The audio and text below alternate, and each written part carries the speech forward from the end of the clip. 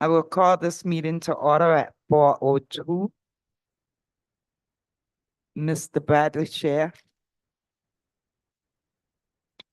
Mr. James Restivo. Here. Ms. Carol Better. Here. Ms. Melissa Boyd. Here. Ms. Kate Mastinensi. Here. Ms. Michelle Russo. Here. And myself, Paula Whitford, present. Please join me in the pledge of allegiance to the flag. I pledge allegiance to the flag of the United States of America and to the republic for which it stands, one nation, under God, indivisible, with liberty and justice for all.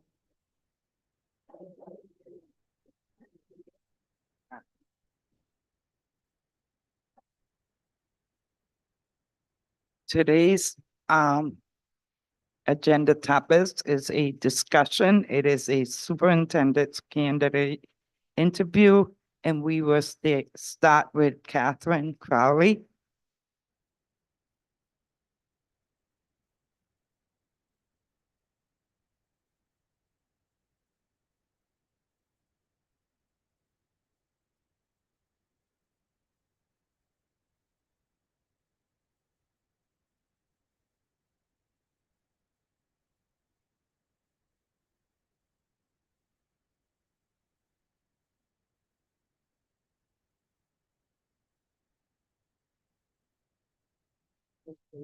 Committee, I would like to start from the bottom of this list of questions and work our way up. It goes in order, starting from the bottom, if you will. Okay. Yep. You're talking about the additional questions? The questions that we have in front of us. Yes. I think I'm not sure how it's showing up on the Oh, computer, that's but fine. from the Yep. bottom up. Okay, Perfect. thank you. And Mr. Chair. Good evening, Ms. Crowley. How are you? Thank you. Ready. I will start. Thank you for being here. I will start with our first question. Our students are graduating into a world of rapidly evolving technology. How will you prepare students for that rapidly changing world when the technology they may be using soon after graduation might not exist today? And just repeat the last half of that question. How do you prepare them for rapidly changing technology when the technology they're using soon after graduation might not exist today? Well, the fact that you are building a new high school, I think that when we did that in East Providence, we made sure that we had state-of-the-art technology that was placed in that high school. And we certainly do. I don't know if you were one of the school committee members that visited the high school. We had Promethean boards in every single classroom. You could see where we had the little check-in stations where they could charge their computers while they were in gym, and then come out and the computers would be charged. We have the highest quality fiber optics. Our technology director was outstanding, Ben. And so I think that in the process of building, we have to make sure that that is part of the project. Now, Gilbane also has technology experts that come in and meet with the building committee and talk about the types of technology that should be in for the next century. So I think that we would look at that. And of course, our director, your director of technology, would be intimately involved in that design. And our Brad, before you Do you go want me to ask on, can I ask a procedural question over on the side of the desk? I'm sorry. Are we allowed to like expand on questions? Okay, so he has that question. And what I was hoping to do is, because Ms. Crowley answered nicely for the high school, but I would like to explore like K through, and I didn't know if that was appropriate. Yeah, of course. So if there, the committee can feel free to, if they, base follow-up questions upon the answer. Okay, That's great. Do you mind, Brad, if I Thank you. He mentioned the high school. That's a good thought. So, yeah, because I mean, the high school obviously is Right. wonderful, but what about our K through? Right. We had one-on-ones, as far as every student in the elementary, middle school, as well as the high school, had computers. In fact, we were lucky. We had a technology plan. It was a 5-year plan. We completed that process in 3 years. When COVID hit, we were one of the only districts where all of our students had computers.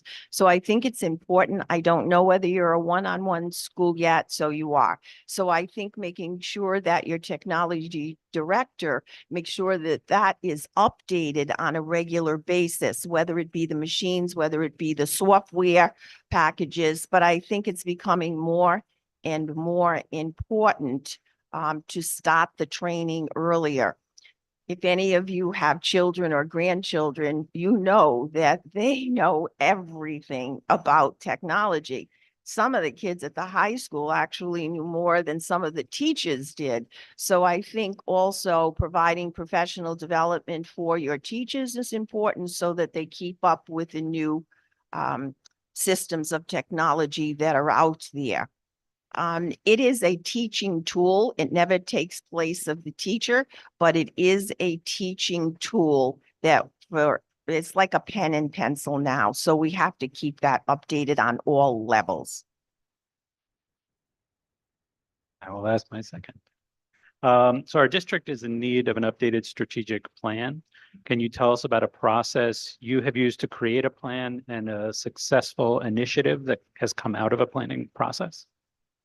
So I pulled your strategic plan off your website. It said it doesn't expire until 2027. Is that true? I think that is true of the plan that is posted. I would suggest that maybe it could use a revision. The process of creating that plan was driven more by a RIDE deadline than a process that that really embodied what the Right. school needs. RIDE had a template that it sent out to all districts. And you could fit your plan into the template if you were able to do that. Otherwise, you had to meet. I thought the template was due this month. Am I wrong? I thought the template was due, maybe not. So having looked through and made notes on your strategic plan, there are some things that I think we have to look at. And I think part of that is expanding your mission and your vision statement. I also think you have to put in there what you want your graduate to look like when they leave South Kingstown High School. For example, NEASC is asking for what they call the portrait or profile of a graduate. Now, if you think about that, you certainly want, and you have some of that in there, you certainly want your graduate to have critical thinking skills. You want your graduate to have what is known as a growth mindset. There's what's known as a fixed mindset and a growth mindset. The growth mindset means that your abilities can be developed with good education, with hard work, with persistence. You can have setbacks, but use those setbacks to learn. Be positive about where you can go. And that's known, and I think that's up to the school to instill that in their students, that there is a growth mindset. A fixed mindset means you're born with these abilities and that's it. You can't develop those abilities. Well, I don't believe that's true. And I don't think most people believe it's true. You want your graduate to be healthy, both physically and mentally. You want them, I think, to be engaged in society as well, especially now. You want them to be able to give back to their community, to their country, as much as possible, to be involved.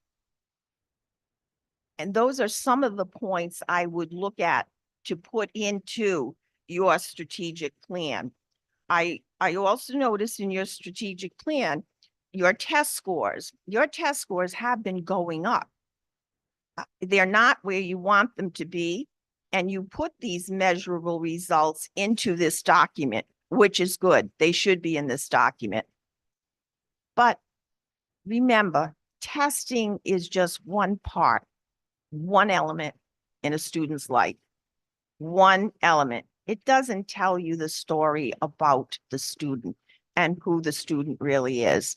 We have to give these tests. They're a federal mandate, but it's one element in the life of a student.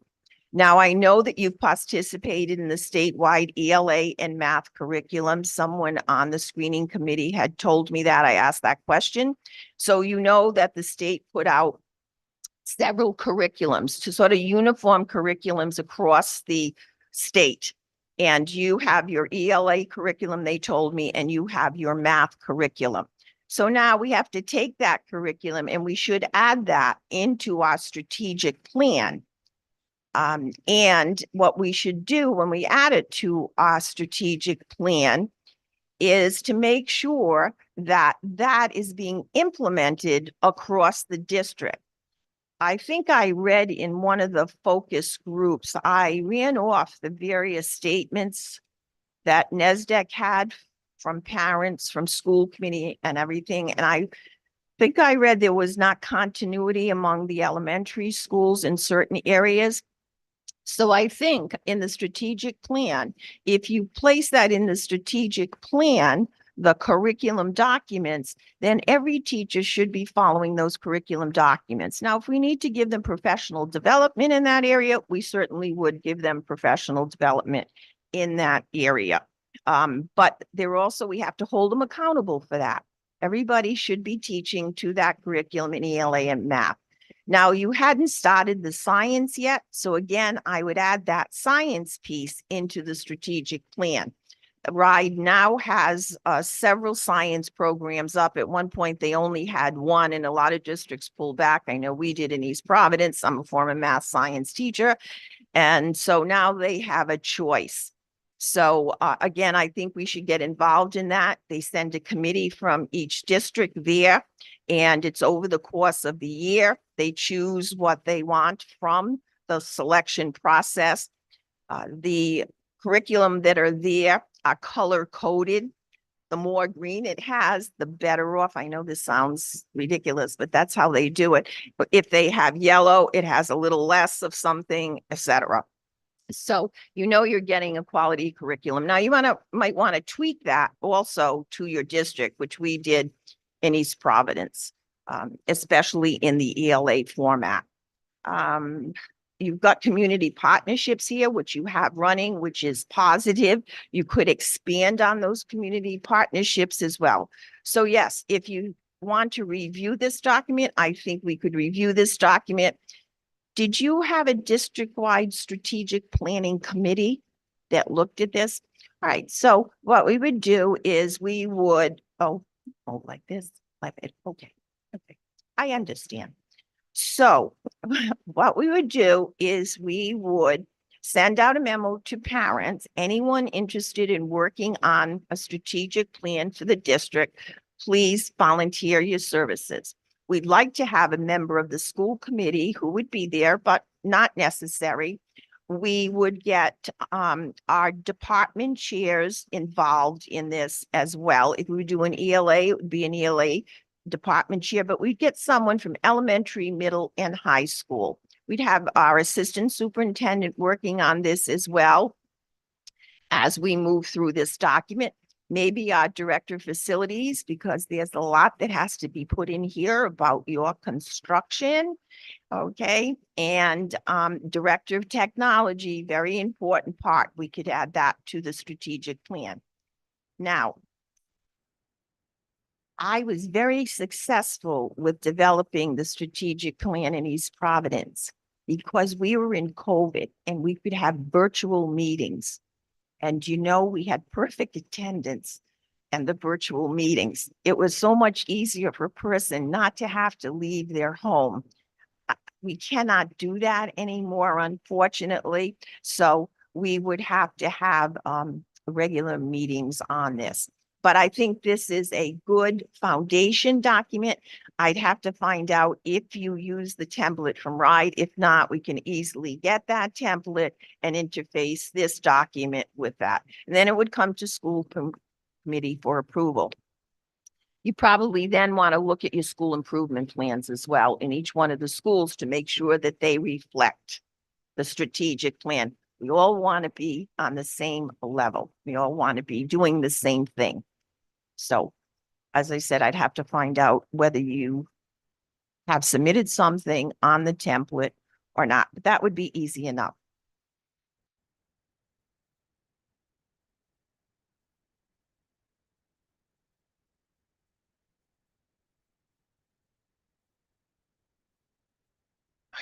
Uh, It's important that schools work closely with other town departments and town boards. Could you tell us how you have successfully worked in these environments and what you will do here to develop those linkages? Yes. I've been very successful in East Providence in this area. When I went to East Providence, December 15th, 2015, it will be emblazoned in my mind forever. I walked in, I worked with the superintendent that had been there about a year and a half. At the end of the day, she said, Kathy, you're all set. You know everything. I'm taking my vacation time. And out she goes. So I'm sitting at this big desk with this big conference table ahead of me at about 5 o'clock at night, thinking, oh my God, what have I done? But okay, it happened. I had to make a plan. In 2008, as one member of your school committee will know, the state came in and they took over East Providence. There was some issues with finances. The school department blamed the town blamed the school department. Well, what happened was they forced the school department to close the administration building, close one of their elementary schools, move the school department on the 3rd floor of the town hall. They also consolidated all of our departments. Our finance department was consolidated with the city. All right. So the assistant director of finance oversaw the schools. Our technology department was consolidated with the city. Our human resource department was consolidated with the city. And our maintenance department was consolidated with the city. So as you can imagine, we were a stepchild to that. So we had a town manager at that time who was actually leaving in a month, and they did appoint a second town manager. So I talked about him because the school committee wanted me to pull them back under the auspices of the school committee. So we had this discussion. I have good collaborative skills, and we talked about it. And actually, it would be easier for them if they were under our auspices. So we moved the human resource department first. And of course, the records were a mess. We then moved our finance department over. And the assistant finance director of the city, we offered her the position. She said yes, and then came in and said, I'm leaving. I'm going to work with the YMCA, and I'm giving you a 2-week notice. She never came in after that. So on the last day, I called my husband, Joe, who's a finance director. I said, get up, get dressed. You're coming in to work with me. At that time, I had a $93 million budget in front of me. He did, and he worked for the ZIP because of nepotism. But we couldn't get one. I called RIDE. We advertised all over. As you know, there's a shortage of business managers throughout the state of Rhode Island. Joe had been here earlier with Bob before they found Ryan. So that I had to face. The second day I was there, I had a letter on my desk where the special ed director had resigned. She had been appointed in another district the night before. So I had to go about, and luckily because of my networking, I was able to attract a special ed director to come to East Providence who had some experience because our special ed was very high, a percentage of special ed. We eventually moved our technology over because actually the school department had a lot more technology than the city really had. And we moved that over and we got our own director of technology who is absolutely wonderful. And he sort of fell into our hands. He had come in there to help us out. And when we advertised for a director, he came to me and he said, "Can I apply for this position?" I said, "Why not?" He had done a great job. And so we hired him. So I pulled out and all on a friendly basis, my departments from the city, but it was a big task and it was quite nerve-wracking at the time until everybody was in place and we formed a very cohesive team. So then I went through three managers in the city in a very short period of time. And finally, they changed the charter and they hired a mayor. So we had already completed most of the plans for our high school at that time. So the mayor and I collaboratively sat down. He had some aspirations that, weren't reality, but we worked it out. And today we're very respectful of one another and have a very good relationship. I went to my city council and also developed a relationship with them, which was extremely positive. I would attend meetings if they put the school committee, anything about the school committee on it. They would invite me if they had anything on the agenda. They were very conciliatory and we had a very positive relationship. One of my school committee members left the school committee and ran for office as a city councilor, and he got on. So he became our liaison with the school department. So those relationships are all extremely positive, collaborative relationships. And I must say that every year when I went in with my budget that I was there, they approved the increase for the school department.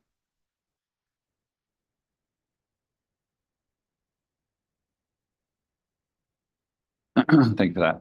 From the standpoint of your own career, what would be the three of the most important accomplishments you believe you have made as an educator in the past 5 years? What do you see as one or two challenges upon which you would focus if you were appointed as our superintendent of schools? So one of the biggest challenges was East Providence High School, the most current. When I arrived there, I did not realize the condition of that high school. I asked the school committee if I could have a feasibility study because I was really worried. My director of facilities and security had shown me some pictures, was very concerned about what was happening in what we call the bowels of the school. So we did a feasibility study. We had mechanical engineers, electrical engineers there, several other people, and they did a very comprehensive study of the high school. The electrical engineer, when we came to meet and talk about what they had found, they said to me, "Superintendent, you're operating on a wing and a prayer." Now, who likes to hear that with 1,550 students and parents? They're going to hear this and think, well, they're not in a safe environment. It was extremely troubling. So I went to the school committee with that and I said, we need to build a new high school. And luckily, most of them said, thank God we were waiting for someone to take on this task because it's really not an easy task to take on. So we had full approval of the 5 members of the school committee. I went to city council with a presentation and showed them the report, also showed them some pictures of the bowels of the school and what was happening down there. And they gave their consent as well. At the time, there was a city manager and he gave his consent as well. So then we began the process of stage 1, the application process, where we have to get affirmation from everyone. We did that. And we also did stage 2. I did it with my director of facilities and my husband, Joe Crowley, who was still there at the time as the business manager, helped us out to develop that. We did that all on our own. When I look back on that now, I don't know how we did that. That was before RIDE required an OPM. And most of us didn't even know what an OPM was at that time. So right after that, we did hire an OPM, a construction manager at risk. And we had our architects AI3 and we began the project. But we were the first high school out there. All right, with the money. We, in our bond, had it worded. If the bond, Gina Raimondo's money, that construction money didn't pass, then our bond would be null and void because we needed that money in order to do this construction project. Well, luckily it passed and we began the project.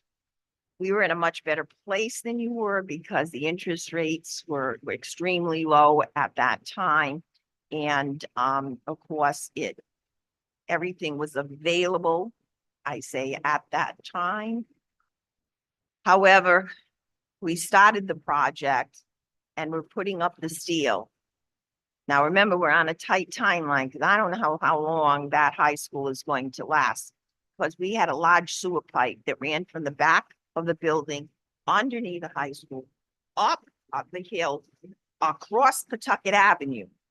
We were constantly bailing that out and we're very afraid if that burst, we would be in big trouble, and so would the members of the mall right across the street there. We would be in big trouble if that happened. So we started that project. The steel was going up. Gilbane knew I was under a tight timeline. You know, I said, we have to be finished with this in at least 2 years. He said, impossible. I said, well, we have to, because I don't know how much longer this building is going to be safe. So we did, and 85% of our steel was up. COVID hits. Our steel is coming from Toronto, Canada. We thought, uh-oh, this is it. We have to get the rest of the steel up or they can't enclose. So now we think we have another problem. So we're trying to decide what's going to happen. Gilbane was looking into things for us about the steel. Well, the next morning about 5 a.m., my director of facilities called me and he said, there are 7 trucks filled with steel waiting to get into the property. The company in Vancouver had moved the steel into the United States. I forget whether it was Wisconsin or Minnesota. So they were still delivering our steel. So you can see the problems during this process is why I call it one of the major projects. But after that, really, I think we had an angel on our shoulder because everything worked out very smoothly from that point on. It is a magnificent structure. I think some of you have visited that structure. It is, you'll never see another high school like that in Rhode Island because we were able to we could build that high school for about $95 million. We had a $189.5 million bond. We got 20% in incentives, but our housing aid was 54.5. Your housing aid is 35%. If you get the incentives, you're up to 55%. So, so that was really positive, and everything came in at a much lower price than things are coming in now. So everything went extremely, extremely well. It is a state-of-the-art building, state-of-the-art technology. It changes your whole culture when you build a school like that for your students. Just like when you build your high school, it is going to change the culture of the students, the faculty, and the community. We advertised it as a community school. We had to initially take out a lot of things that we had put in because it went over the bond number. And that's a process you go through. But then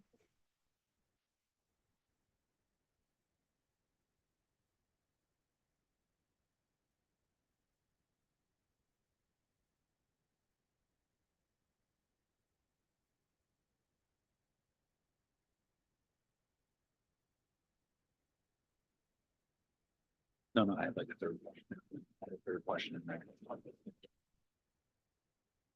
Okay. I mean, so.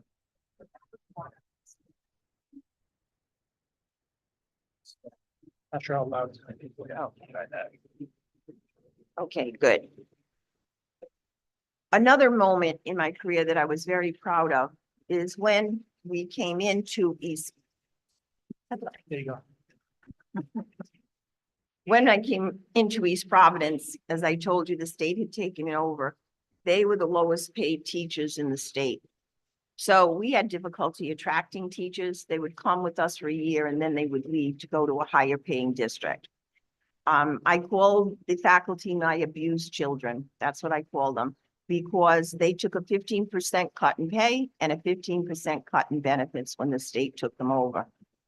People looked at that and said, oh, the unions will never let that happen. Well, guess what? The union let that happen.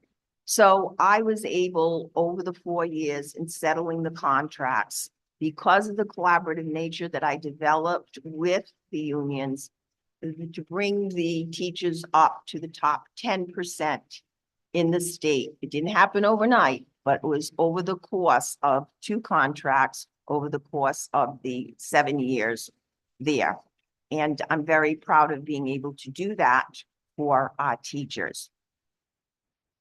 And was there 3 you wanted me to give you? Yeah, it was 3. 3. Again, I would say probably the community that I had created in East Providence. When I got there, the culture was just awful. I had to rebuild that culture, rebuild that trust. And I did that through hands-on. I was in the buildings all of the time. I felt that was important for them to see me. We started to revise the curriculum and put them on a 5-year curriculum cycle. All right, we had the initiative for the new high school with went all toward this culture change. I listened, I talked to departments, I talked at faculty meetings, and I listened, I heard all the time about the past, the past, the past.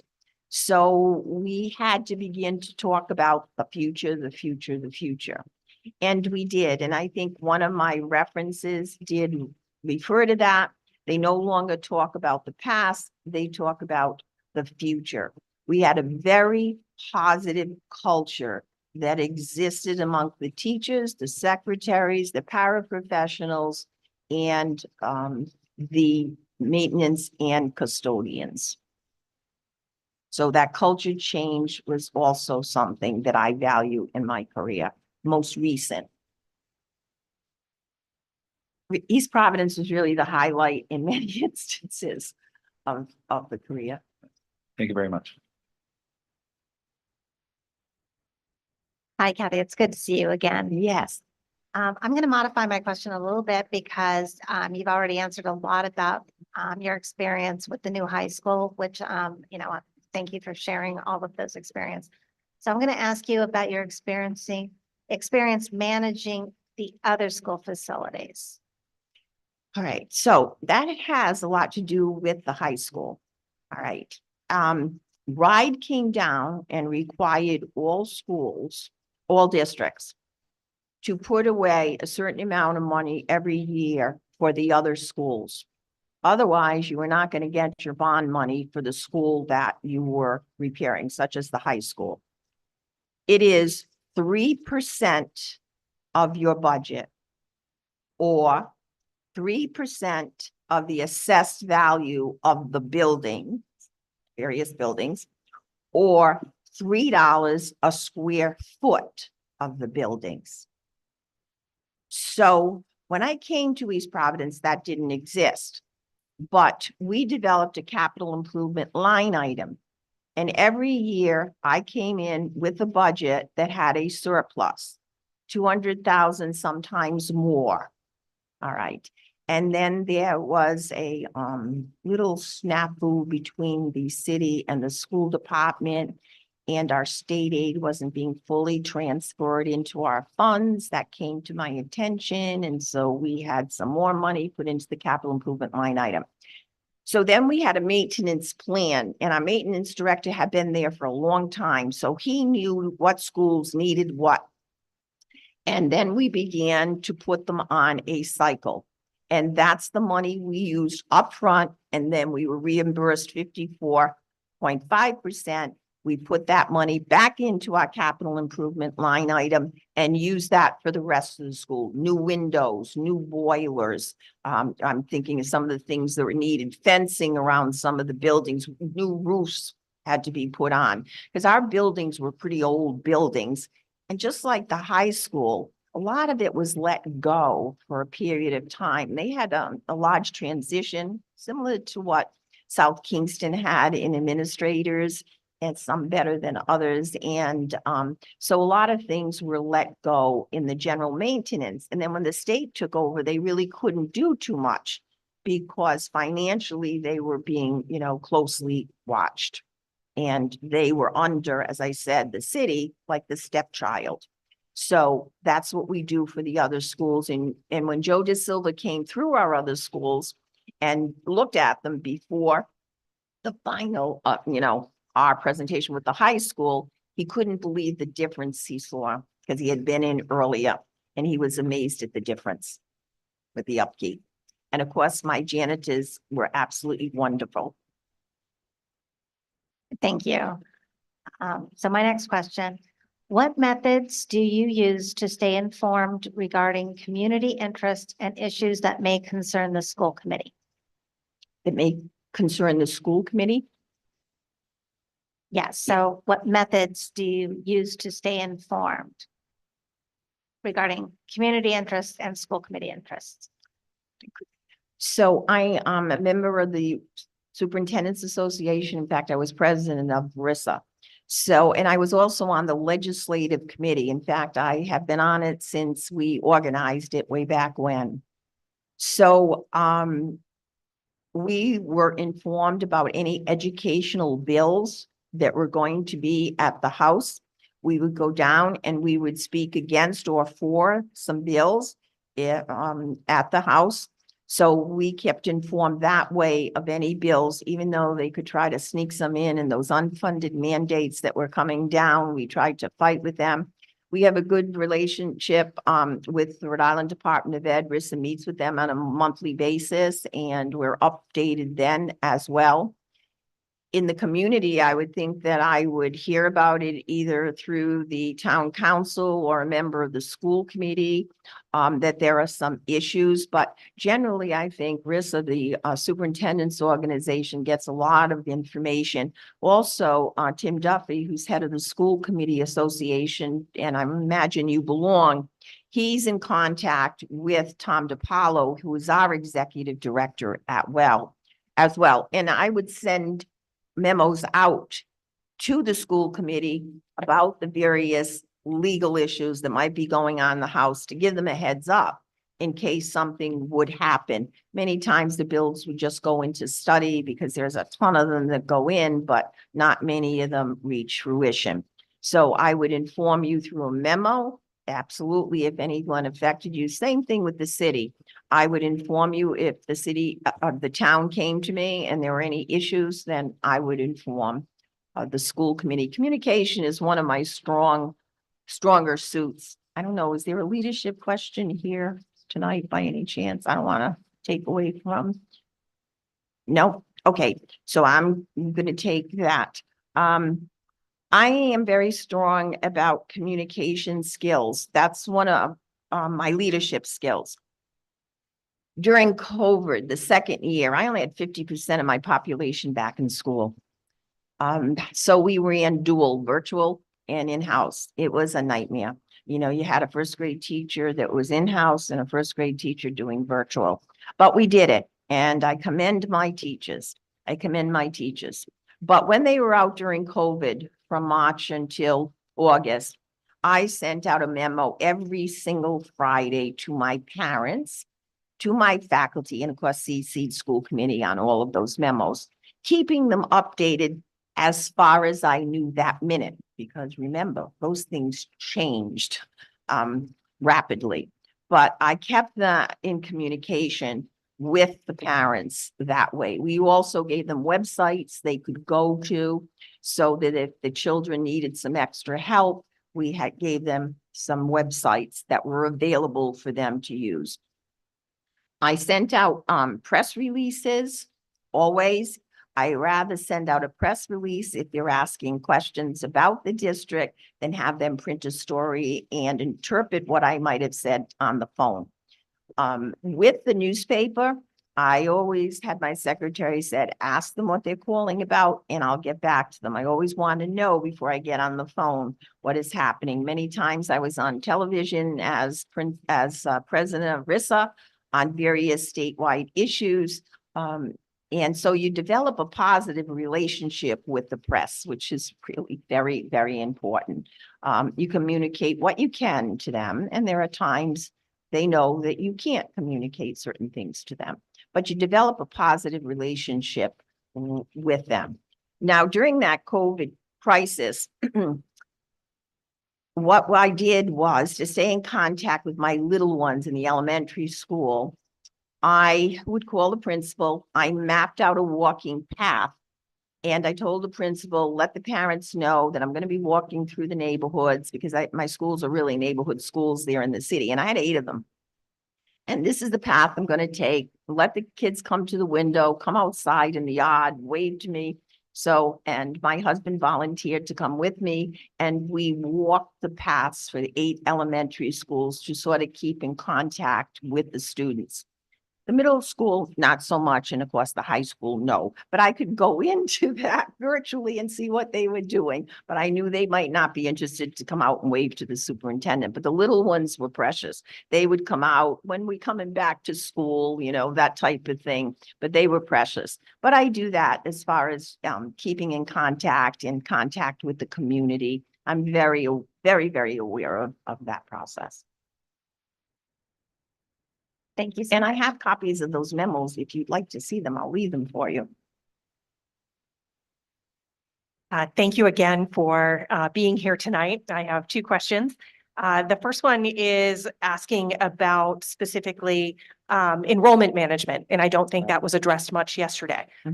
So what strategies have you developed to tangibly maintain and increase, ideally, student enrollment and retention? And specifically, I'm wondering if you can focus on entry into kindergarten as versus a public versus private versus charter debate, and the bridge from 8th to 9th grade, which is where in our district we see a fall off. Well, not many students left East Providence in the younger grades. You know, there's that towny pride there, and they seem to stay in-house.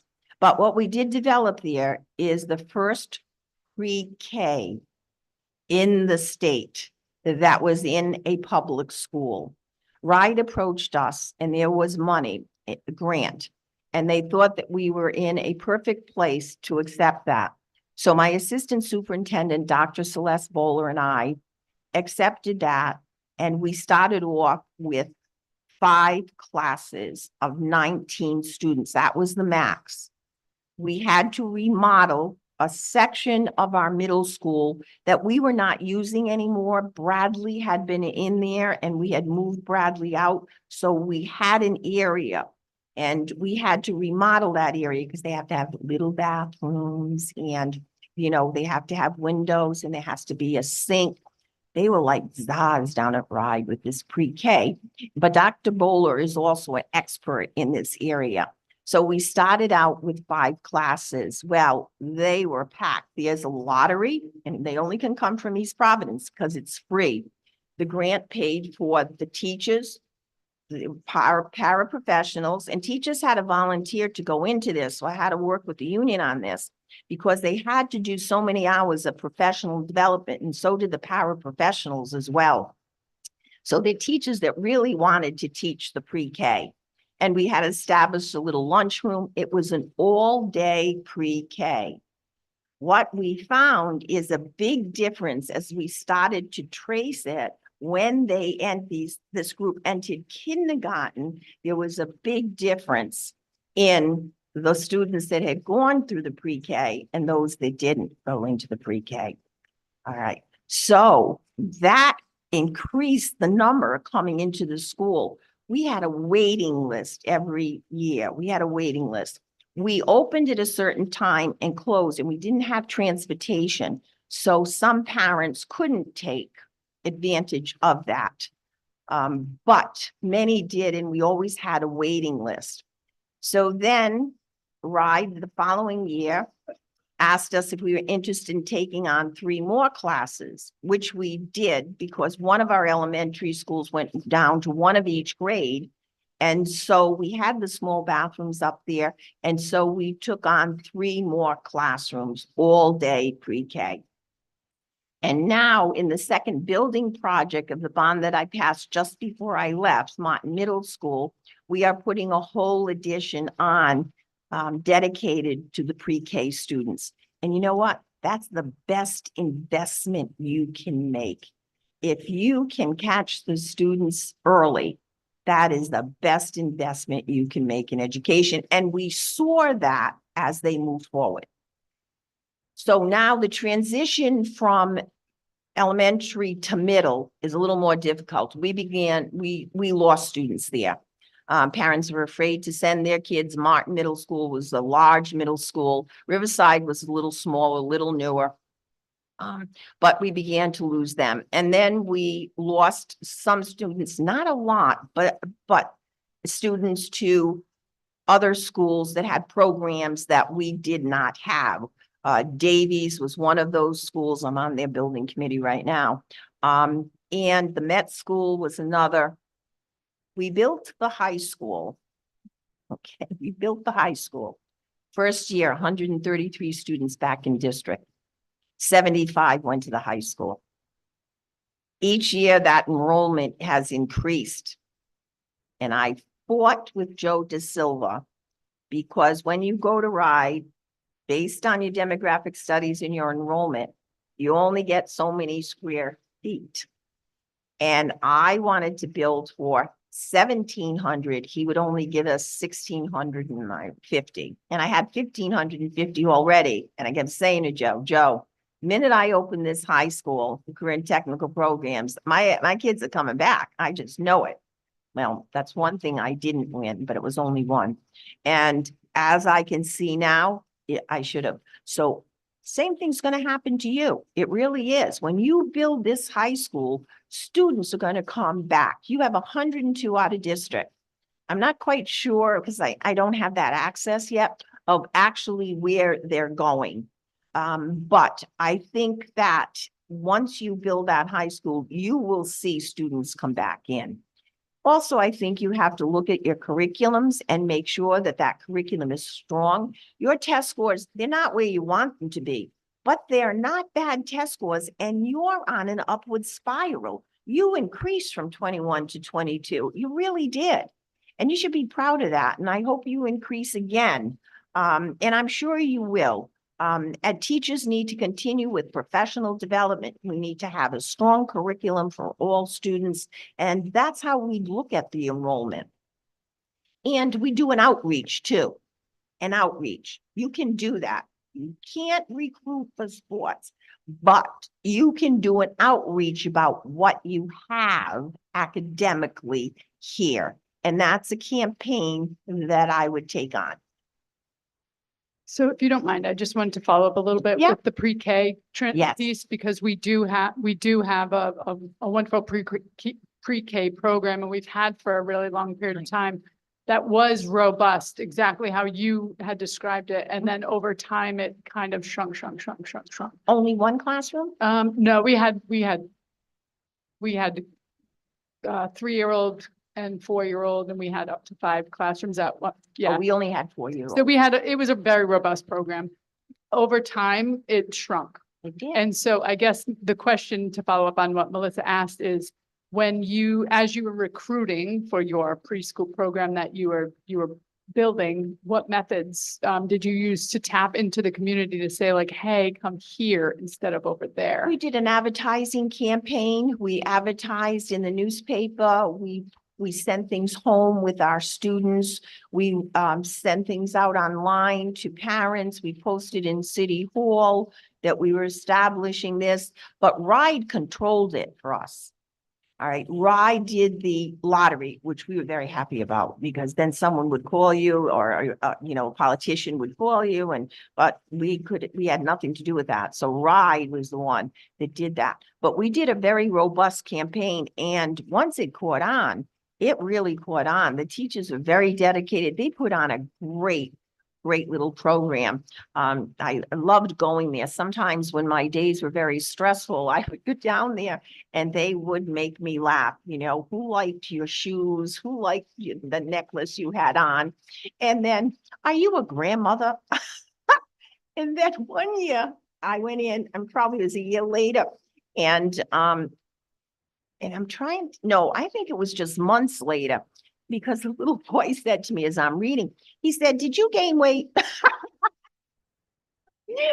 Only in children, you know, and those are the kinds of things you like to hear. And when I went around and visited the schools and was in the schools, when I went back to school committee, whatever schools I visited, I just jotted down some of the things that the children said. Like Art Linkletter used to have that program on, you know, the funniest thing the children said. And they really enjoyed hearing that from the children. But yes, it was robust, and we did a campaign. So if yours is not, we just start a campaign. We reach out. Thank you. I have one other, and it's about our equity audit. And I know you answered several questions yesterday that I had a chance to look at. Thank you for that. I'm more interested in, after we complete our process, perhaps receive some requests for change. My question will be about how you will implement those changes. So if you could give perhaps one example where you might have implemented a change related to equity. I think in SK, our goal is to ensure that our programs, curriculum, as you've mentioned, policies, hiring, staffing procedures are equitable and reflect our commitment to inclusive practices. So if you could share one example of implementing change that increased equity, I would appreciate it. Well, yes. First of all, we did that professional development training for all faculty. That was step number one with Carla Vigil and the Equity Institute. And that sort of brought a realization to some people that even though they didn't think they had any ingrained prejudices, that they did. All right, Dr. Bowler, who worked with me on this, and again, she's outstanding. If I were to get this job, I'd try to recruit her to come as assistant superintendent. She's absolutely fabulous, compliments me very well. She then reviewed the curriculum, each curriculum, to make sure that that curriculum did not have anything in it that was not appropriate. Okay, and that took some time, and she worked with several of the teachers on that, the coaches primarily, to review the curriculum. Our HR director made changes in the hiring process. She reviewed her format. She reviewed the interview committees, and we have a lot of interview committees because we have a big turnover. She made changes to the questions that could be asked, to the formatting of those questions, to the discussion that could happen. And both of them work together. They're certified HR people, and Dr. Bowler is also certified Title IX. She was my Title IX coordinator as well. So she was responsible for doing that, and she did an excellent job with that. Yes. But I think the PD was really important. And then what the students took over with the professional development and gave it to the faculty, that was outstanding. And then the Shout program that they wanted to have in the high school, and they wanted Dr. Bowler to be the mentor for that program. She developed a lot of relationships with those children, and they came to her for advice. You'd see them coming over to the administration building and making an appointment to see her, and she'd sit down and talk with them in small groups. She did a wonderful job.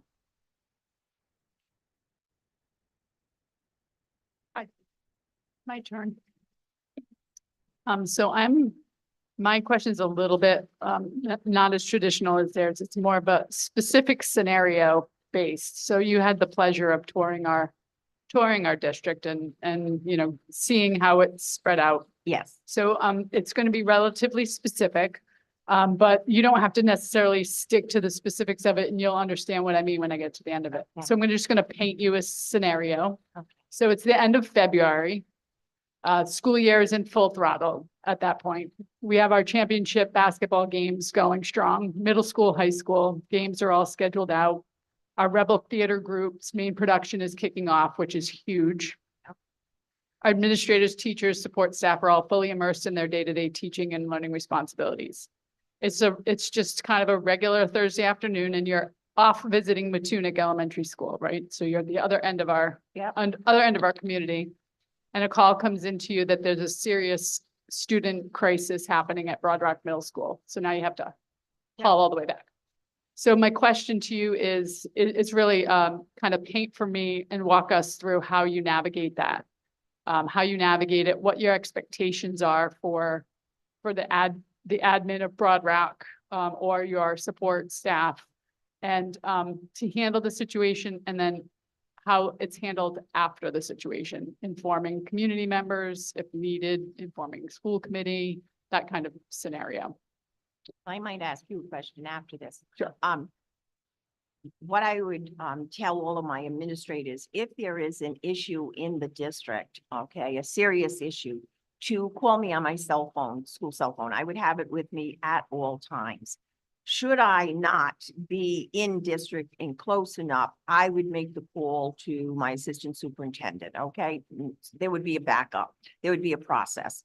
All right, I'd asked her to explain the situation, and if she felt she needed help, then I would simply get in my car, excuse myself, and go right to that school and listen to what the situation was. Now, if it's a situation such as someone is claiming bullying, or someone is claiming whatever, my HR director and Dr. Bowler did my investigations in the district. As Celeste said to me many times, I am a neutral fact finder. All right. Cheryl, who is the HR person, took down the notes. Dr. Bowler asked the appropriate questions. Now, they have been trained in this.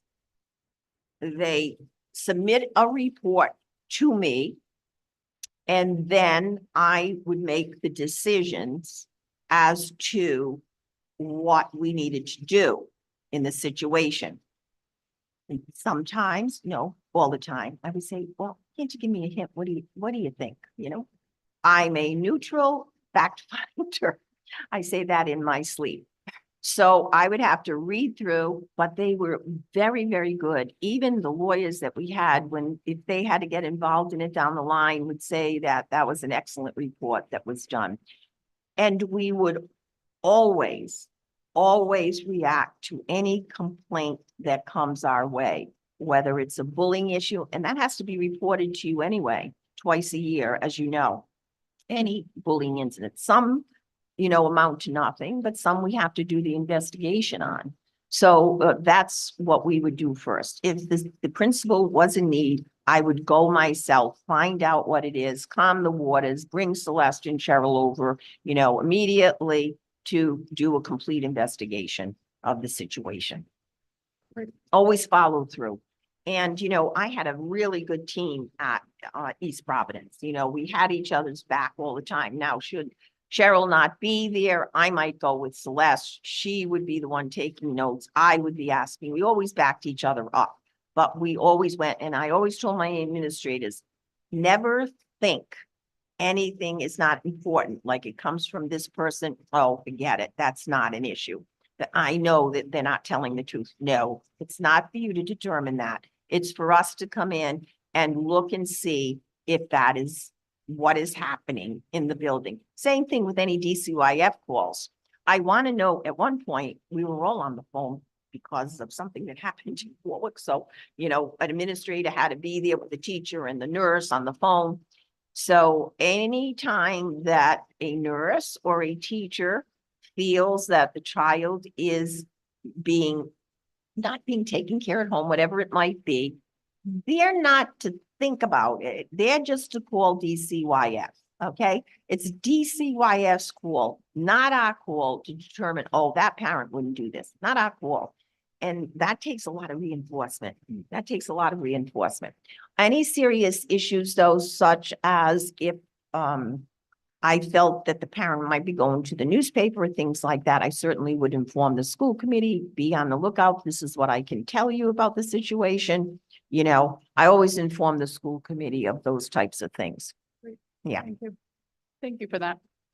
And my next question is a little bit more general, and you can kind of take it in whatever direction you'd like.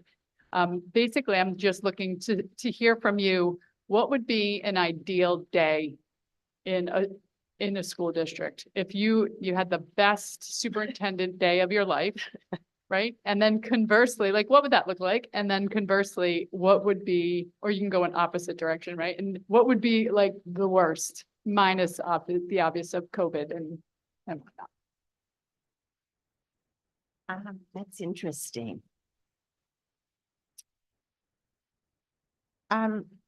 Probably a good day in the life of the superintendent would be when a student and or a teacher is being honored for their kindnesses. They all have core values in all of the schools. And when you're invited over and you hear about some of these stories, that's a good day. And even for a teacher, you know, that's a good day. I celebrate teachers all of the time. Teacher Appreciation Week, I celebrate them. It's important.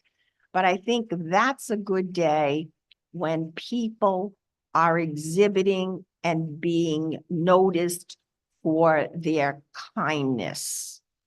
Sometimes it's they're collecting things for, they used to do backpacks for the animal rescue in East Providence, and they wanted me to come over to see the backpacks. And they were so excited because every kid loves an animal. And in my life now, I say I only babysit for the two-legged, not four-legged creatures.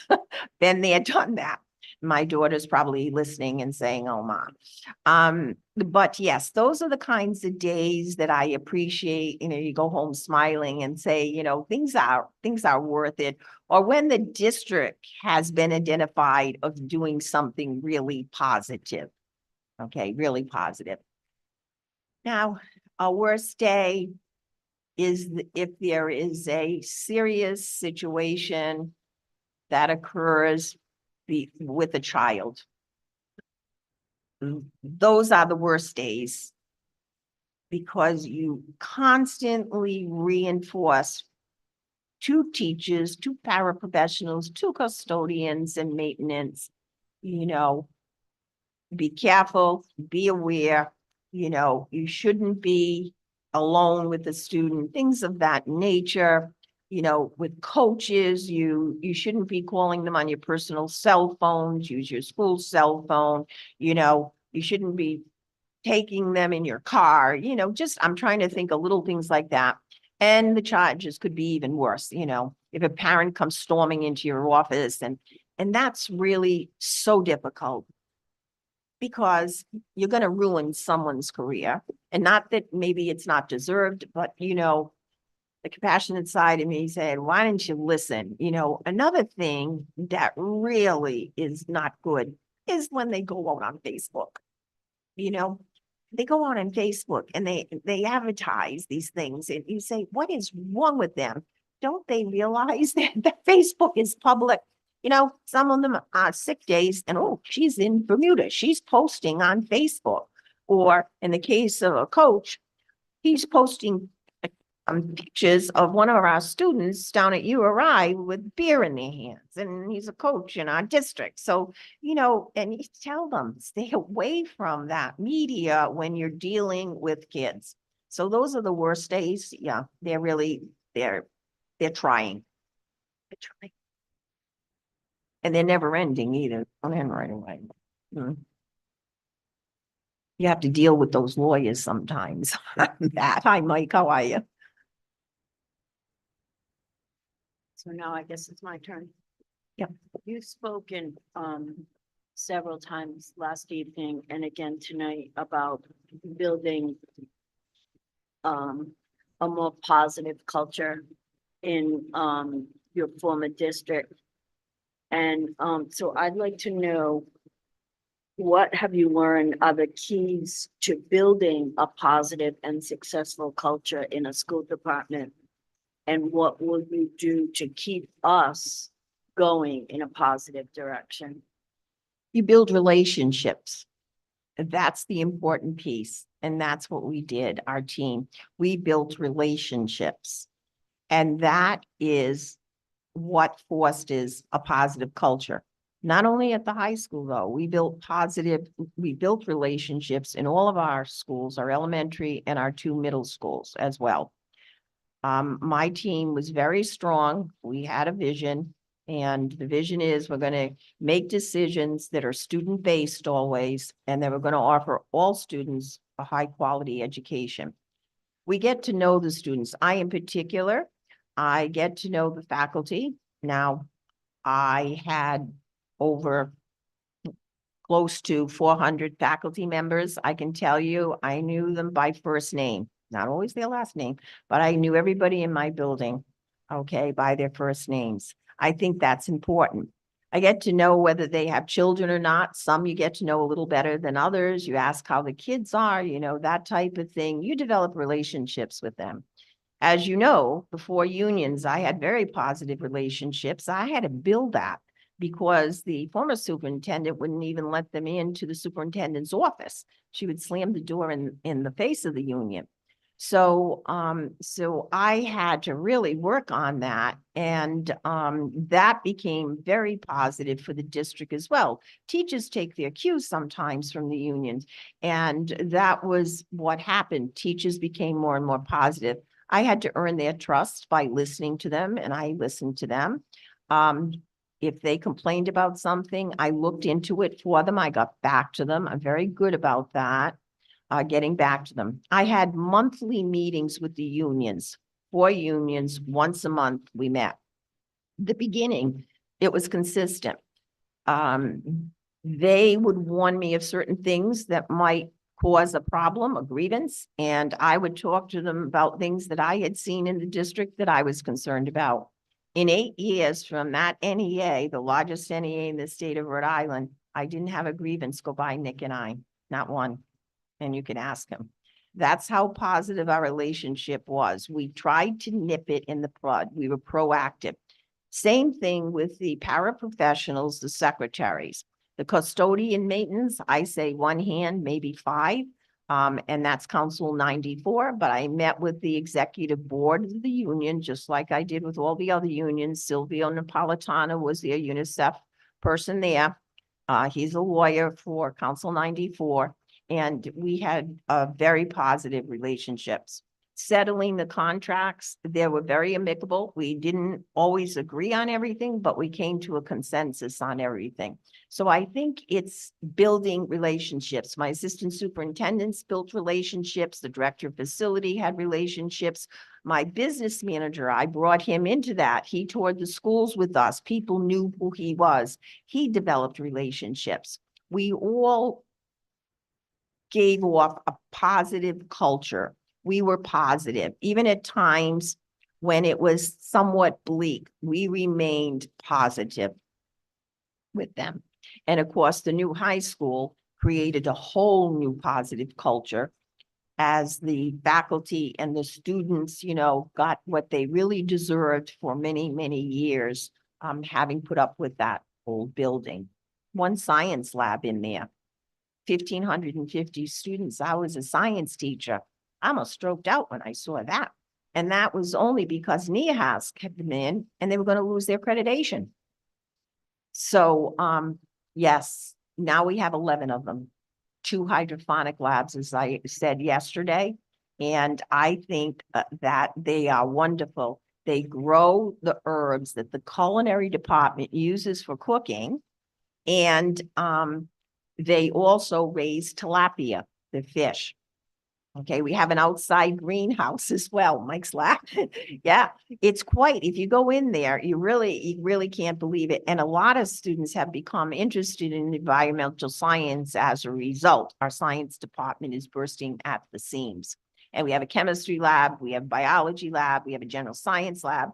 And in between each lab, I wanted a prep room. So the teacher could be in the prep room preparing for the next class. Teachers don't have classrooms in the new building. They have teacher centers on each floor, which contains a soft seating area, an area where they can do computers, and an area where they can eat. There's a refrigerator, there's a stove, there's a microwave there for teachers where they can just sit down and relax. And in front, they have a conference room enclosed so that they want to have department meetings, they can have department meetings right there. So we were very conscious when we were building of accommodating some of the needs that we saw that teachers really needed, that would be positive for the teachers. Because we use classrooms every period. Thank you. I have one other question. So this year, and for the previous 4 years, our district has been level funded by the town. As you know, contractual obligations and rising costs in utilities, transportation, et cetera, mean our overall expenses continue to rise. How will you lead this district through these difficult times, knowing that in addition to regular raises in expenses, we will also have the cost of paying back the bond? Well, you won't pay back the bond right away. I Okay, know that, but but can I yeah. just Oh, I'm finish? sorry. I'm That's sorry. I all right. thought you finished. No, I was not quite finished. That's okay. That's okay. Without impacting student programs. I have just received your budget from Ryan, so I haven't gone through it. I understand that you did not ask for any monies this year. And I just testified in Cranston where I live because they've been level funded too for the past 3 years. And they're laying off, I don't know, 18 people and eliminating some programs. And I talked to that the other night. I would develop relationships with the town, to be honest with you. And I would let them know from the beginning that we cannot sustain a level funding, especially with, I believe you're settling your contracts. Bob told me that he hopes to have them settled by the end of the month. So you're talking about increases in teacher contracts, in your paraprofessional contracts. I don't know. He said, I think, are all your contracts up? No. Okay. So, and the rising cost of supplies and materials. If that happens, you would have to cut programs. And I think that, and teachers. And you know what? Teachers are very hard to get in certain areas. If you have to stop laying off teachers based on a seniority, you've got a problem because it's going to be those math and science teachers that you can't find right now, and secondary special ed teachers. So you have to make the city council, and I would do my darndest to make the city council understand early on that we are going to be coming in and asking for more money. I have to be honest with you. I don't know any district that can survive level funding with the rising costs of everything. It's just not possible. Just not possible. Can I ask you something? Does the town have money? Okay, so that's what I wanted to ask. Okay, yeah, okay. Yeah, that was like East Providence. They pleaded poverty once, but I had people look that up. Okay. All right. So they do have the money to give you, but they're just not. Okay. All right. I got that. Apologize. I didn't mean to outright laugh at your question, but That's it was okay. funny to me because That's okay. we know they do, but it's not for us right now. So I'd like to thank you for being here and wanting to come to South Kingstown. And so my question is, what is your stance on special education, student IEPs, individual accommodation, 504s? Do you have a plan to work with the special education director to look at that, unpack it, and formulate a plan? Yes, I saw in the focus groups again, concern about special education here. I think you have a 13.9% special education population. And I think a parent last night too asked that question that she's been dissatisfied for many years. Again, it's about building relationships. And what I would ask the special education director to do, I would work with her, yes. And I would have those disgruntled parents come in. I would have a conversation. In East Providence, we had to go in there and we had to actually redo the IEP form. They were doing some things that were old school, so to speak, and it should never be in the IEP, but was still in the IEP. Like you can't put a paraprofessional, an aide in an IEP. You can't do that. It's illegal. And the IEPs are based in ELA and math only. So we had to do a complete redo of that. We also had to do a complete review because, see, I'm a high school principal, I'm a high school scheduler, so I could see what was happening. They were having classes, they named the classes, but they were pullouts in certain areas. And you wouldn't have picked up on it, except that I had that background in scheduling and, what is this English here? And they were pullouts. We had to gradually remove that. We have minimal pullouts. We support inclusion there. So I think, yes, let me work with the special ed director. Let me see what some of the issues are. If I'm lucky enough to get this position, I am going to take some of the things out of the focus group and work on them and make them my goals. And I would work with her because I know she's relatively new here. And I would work with her on looking at what we can do. Maybe we need a general parent meeting to talk to parents who want to come in and talk to us about special education and what some of their problems have been, and see if we can work from there. So I would say the building of the relationship is important. Working with the special ed director, I have no problem with that. I have in the past. I told you how, I told them last night, I have a daughter that's a special education, severe and profound, and she's a department chair at Lincoln High School now. And I have a daughter-in-law that's a special ed teacher at Cranston West. And I have a granddaughter that's getting her master's in occupational therapy and works with Down syndrome children. So I am surrounded, and my daughter never fails, if we have a conversation, to let me know if I'm going off the route. You can't do that, mother, that type of thing. So I'm surrounded with those people that are very into the special ed and the needs of the special ed child. So I did, as I said, see that as some of the issues in the focus groups. Absolutely. Thank you. I have to have really after what's happening with my directors. I meet with them every week, my directors, so that I know what's going on. Is there an issue arising in special ed? Whether it be the director of facilities, whether it be the director of technology, we meet and brainstorm and talk about issues every single week. Thank you. one more question. Yeah. Will you enforce and implement policies? Will what? Implement and enforce policies? Will I enforce school department policies? Absolutely. It's the law. Absolutely.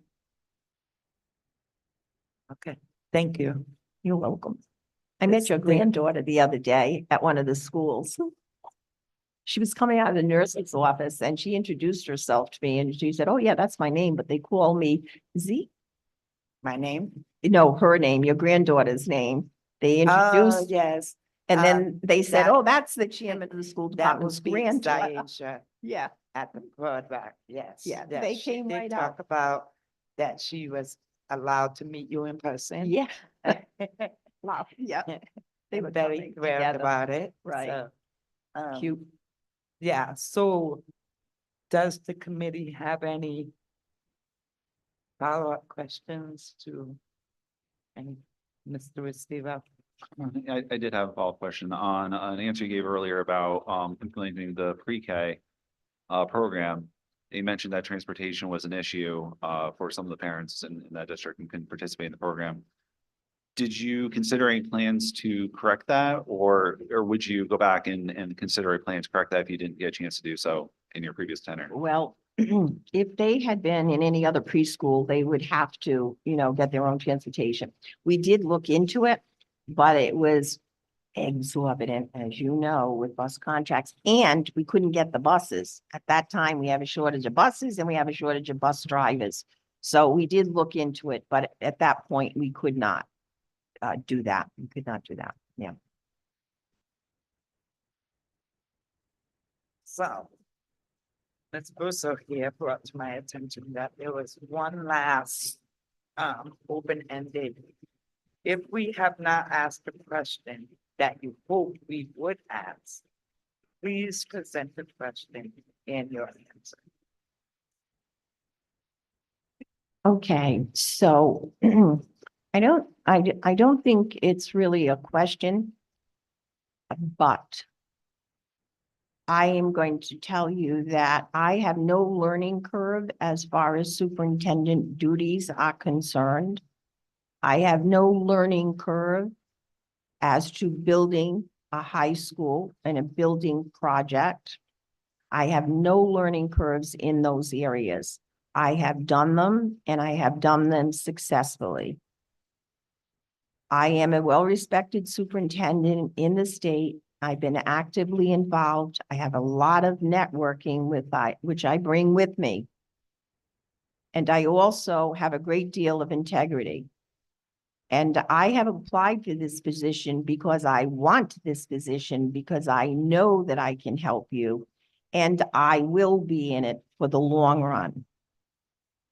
As I said, the learning curve isn't there. I've been a superintendent for many years. So, and that high school, I think if you visit it, you will see great relationships with the Rhode Island Department of Education, construction management rules. I have down pat. I know who I have to talk to. I know what I can do.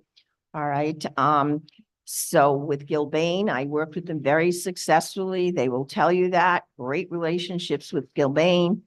I believe your architects they weren't the architects for our school, but they did work in East Providence. So I'm aware of them. I'm not sure who your OPM is, but I'm sure we will develop a positive relationship because we have to. Again, we have to be a team. So that's what I would like to say. And again, the question about the high school, I was surprised last night I didn't have one, and a little more, surprised tonight, because it's such a big, big project. I'm not sure everybody understands. It's not only designing that high school, it's being there well, the time as that high school progresses. It's being in weekly meetings with people. It is also when they come on campus, you don't have a lot of room here, just like we did in East Providence. And of course, your principal has to be involved in the buses and the rerouting of buses. You have to have a different dismissal and arrival when those machines come on. It's the fact that you limit when they can come to your school. so that they're not there during arrival or dismissal. There's lots more that goes into this. And then the whole organization of the moving process into the new building, and then the tearing down of the old building to build your fields. There's a lot that goes into it. You need someone with experience. You need someone that has that experience, because it is a huge project. And for the next 3 years, that'll be the main focal point of this district. So if you don't mind, I'd like to speak to that. So I'm the chair of the school building committee myself. Oh, so if you get the job, we'll work really closely together. Absolutely. The reason why, and I'm only speaking from my perspective, I won't speak for the rest of the table.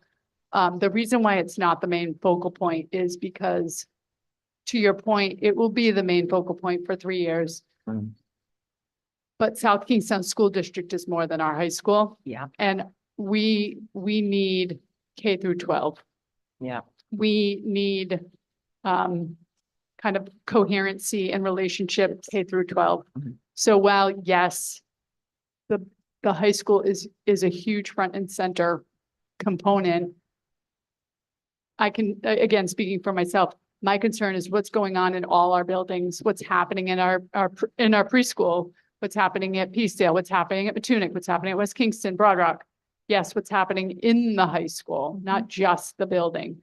And there is a little, I'll say, high school bond fatigue, because we just went to vote Yes. and like, thankfully just passed. Yes. And it is going to be, one of the I've had this conversation, it's foot on the gas right now, like where there's no summer vacation, right? So we have 4 meetings this week, 4 meetings last week. So it is foot on the gas. But our concern is, yes, get us over the finish line in 2027, but then what? What about our K through 12? What about our elementary schools and and the buildings, as well as what's going on inside the buildings? Right. So we're looking at your experience with the high school is huge and would be welcome. But your experience running a school district and healing relationships is bigger, Okay. in my opinion. I understand, That's my and that's perspective. true. And we did not forget our elementary schools during this process. We couldn't, I told you, in renovations and in curriculum, we stayed the course, and any of those recommendations could tell you that as well. It's not just coming from me. Okay. All right. All set? Yeah, I know. Good going. All right. Thank you so much. Again, thank you. All Thank right. you. Thank you so much.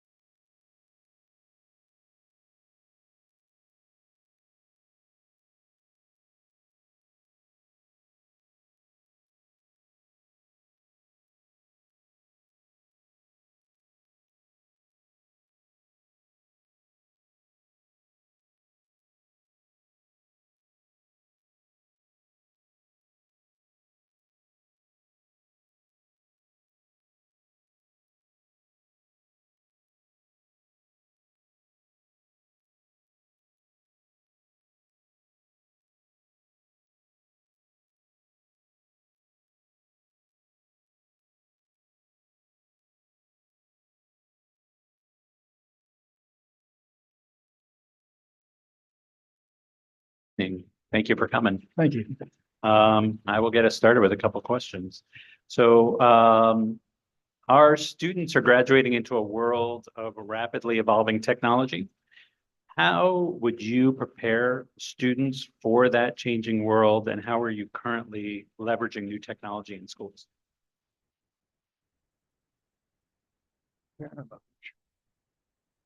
I turned the mic on. Is that okay, or did you want me to keep it? Okay. So in terms of preparing for technology, we need to first take a look at what students are coming equipped with. And in many cases, although we used to throw around the term digital native, while that might be true, it wouldn't be necessarily native for the purpose of learning as we want students to take advantage of it or use it in ways that are conducive to their future as well as their present.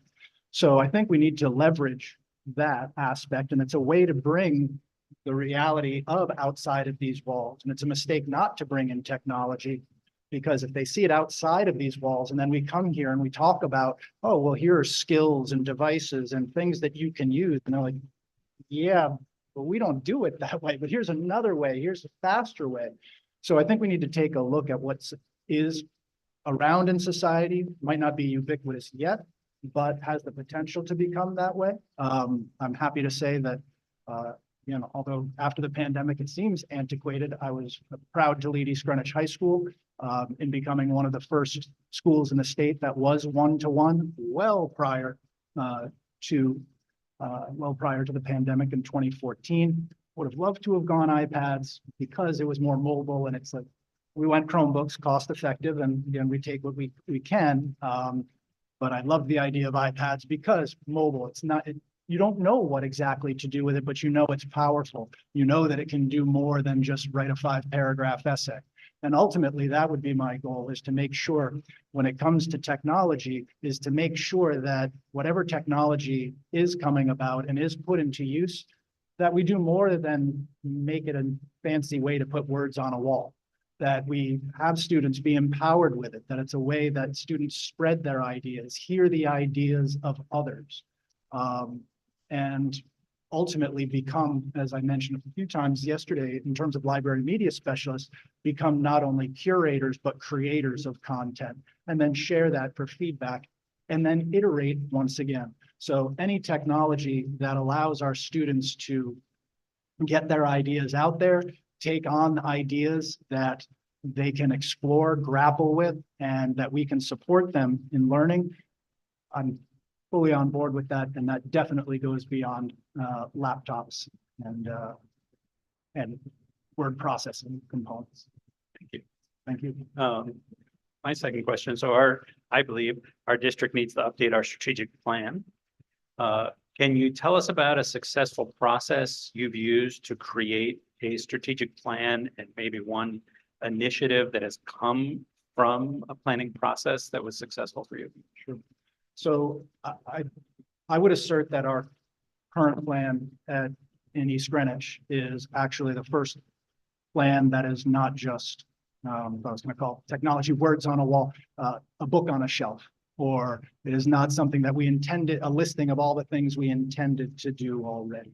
So as part of that plan, and what's essential about that is coming up ultimately and staying true to your core values about what you believe about learning, about what you believe about the power that learning can do here and now, and then set up goals that, one, challenge the status quo of what you're currently doing and help to push you forward into something that you may be doing already, but also create a way of supported risk-taking in order to move to the next generation, in order to move to the next best practice. Because as much as, I think every generation might feel that, oh, students these days are, or, oh, kids have changed. Well, no, we've just always changed. And do the systems, do the people, do the ideas, do the pedagogy, what we accept as demonstrations of learning, do those change as well? And when they don't, that's when there's pushback in that system. So I think a good strategic plan sets high expectations for everybody. And within the status quo, looks to move you forward, but at the same time, and achieve what is important here and now, but then also something that's aspirational. So in terms of current strategic plans, if you had something regarding professional development, about professional learning communities, about grappling with, teams of professionals grappling with, okay, what do we do when a student isn't achieving? What do we do when they do achieve? And differentiating from that, that's just the best practice. But do we have the structures in place? Are we willing to take a risk in the contract or in teacher plannings or class sizes that allow additional time for those PLCs to happen? Conversely, or on a similar vein, to integrate technology. Okay, yes, we're going to increase our RICAS scores X percentage. Okay, but are we also going to create an assessment system that's more than standardized test scores, that allows student choice and voice, and put that on display? Not so easily measured, but I would argue my preferred metric or demonstration of student learning. Again, both important, got to have those test scores, need to make sure that what we're doing here and now is there, but at the same time, putting on display student voice. So if you're designing a professional development system as part of your strategic plan or a comprehensive assessment system, those are ways that you balance not only the needs of right now, but also leverage what we can do in the future.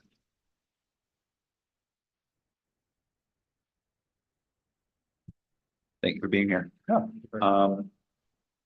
It is important that schools work closely with other town departments and town boards. Could you tell us how you have successfully worked in these environments and what you will do here to develop those linkages? So from the moment I got to East Greenwich as the assistant principal, I was introduced to the chief of police.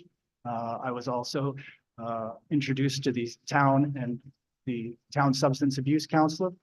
And ultimately, we met every single week to discuss what are things that are happening in the community and what are ways that we can support our students both outside of school and inside. What are some of the risk behaviors that they're seeing in the community that we need to be cognizant of, and vice versa? What are some of the trends that are going on?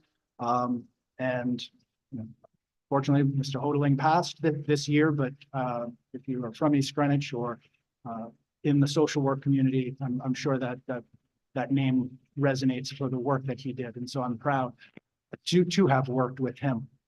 From there, in terms of, by building those relationships early on, in terms of as my role expanded to principal and assistant superintendent and overseeing, I leveraged those relationships in terms of each SRO, unfortunately, detectives that we get involved with.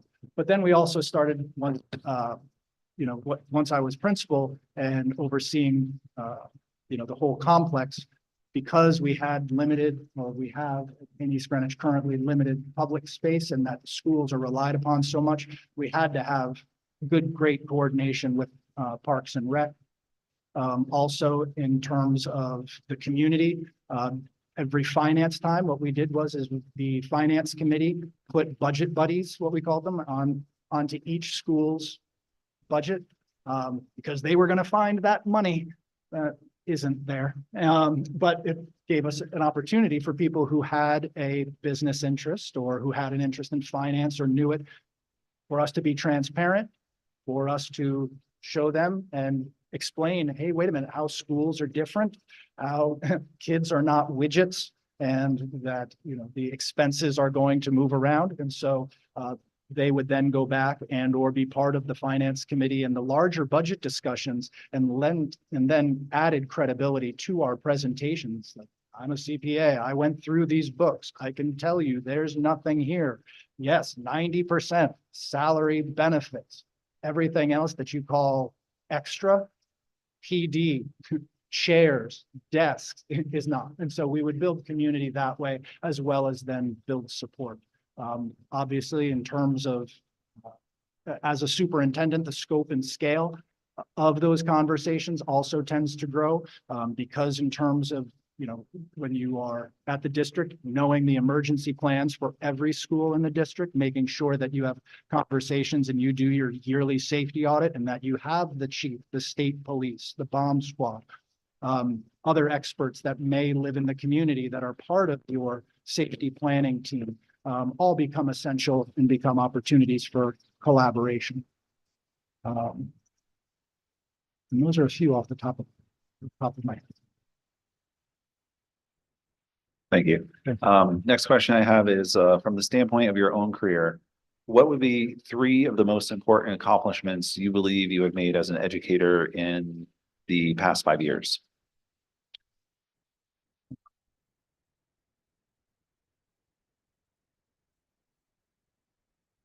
Do I get to include the pandemic? Because yesterday there was pandemic excluded. So, Within 5 years, so. yeah. So, okay, you were I think everybody's pandemicked out, but so I think that ultimately one of the accomplishments is getting schools up and running. I think that one of the greatest accomplishments was going around in the graduation of the class of 2020 and handing out diplomas, albeit at people's houses, albeit having ceremonies in parking lots. But from that, hey, we go to the vets and, oh, they have the tickets and the sound and all that's taken care of for us, to then, get the community to rally, the school department, and to really come together to make sure that they had an appropriate, safe, and memorable culminating activities.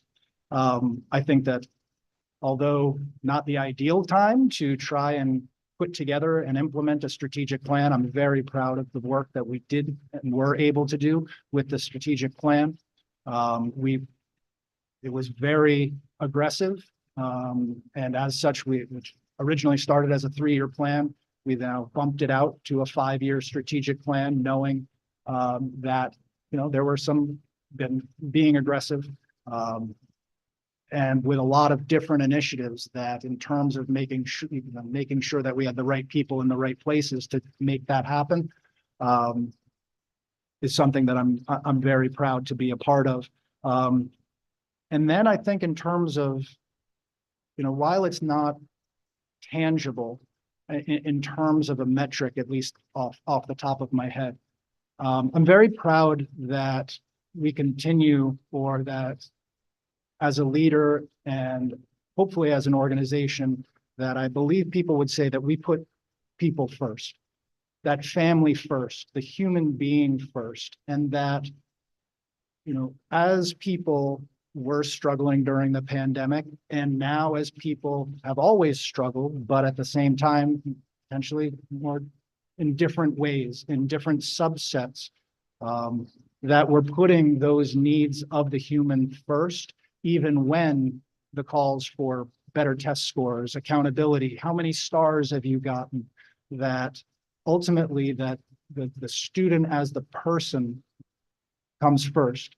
The teacher, the paraprofessional, as a husband, as a wife, as a person, comes first, and that in order for them to be the best for kids, we need to make sure that they are in a place and they have what they need in order to be the best person that they can be and want to be for the benefit of our kids. So while we've become data informed, but that we've stayed, human centered, is something that I'm very proud of, and I think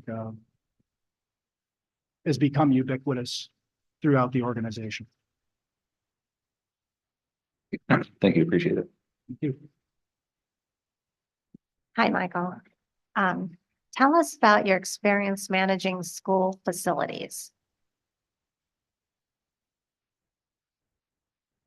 Well, so in addition to beyond the high school, so as the principal of the high school, overseeing all of the operations, making sure athletic director, custodians, making sure that I'm in communication with the facilities director, obviously going to an assistant superintendent in a district position that expands. So I'm now supporting principals to make sure that they have what they need, that those buildings are getting taken care of, that we're actually because we're part of it in doing our stage 1 and stage 2, that we're taking advantage of doing things as simple as one of my favorite tools, a SWOT analysis. So what are the strengths of this facilities? Okay, what are the weaknesses of, and making sure that, that those are not hidden, but that those are acknowledged and accounted for, so that ultimately safety, teaching and learning, those aspects are there. And we do rely very heavily on our director of facilities. And that is in many cases purposeful, because we want to make sure that our principals can be, as much as they can, in 2023, 24 educational leaders, and not just building managers, and not just going through that they have time to go into classrooms, that, that the facilities issues that they need to deal with are on the way to do educational leadership facilities. Now, again, obviously every day is potentially different in the administrative world. But, so I help when my help is needed. I make sure that our newer administrators are comfortable, that they know their buildings, that they're being responsive, or the custodial staff. And then if there are any issues, that I can act as a conduit for the most part between the director of facilities and the principals and or the custodians, or who's ever bringing something to light. Most recently, what we're dealing with now is, and it actually connects to the earlier question about connections, is making sure that our Parks and Rec department and our facilities department are talking to one another, and what exactly constitutes a school sanctioned event or a parent-teacher event, and what is the school department's responsibility, and making sure that our 501c3s are listed and have their certificates of insurance and are up to date in their 501c3s, and making sure that they know that they exist, they're here and they're helping out and they are creating amazing opportunities, but that they're separate from the school, and that the school department is not responsible for if they require background checks. We will help assist in those with the town and making sure that there's communication there, but it is not our job to make sure that you can check that box on the facilities rental agreement, or just letting certain groups know, yeah, you still need to put in there, you won't be charged for a fee, but you still need to check off and make sure that you are renting the facility, that you have a certificate of insurance. So that's our big push now, and making sure that, because we have lots of groups that name themselves and model themselves because they're benefiting the schools. They might take on the nomenclature of the school. They might call it the school drama production. They might call it the Avenger, but they are not part of the schools. And that's been the latest challenge in terms of facilities, and making sure what used to be in existence and our new realities in terms of background checks, 501c3s, making sure that every principal is able to know who's in their building, why they're in there, and that they can be around kids. That's something that at the district level, I help to facilitate. Thank you. So my second question, what methods do you use to stay informed regarding community interest and issues that may concern the school committee?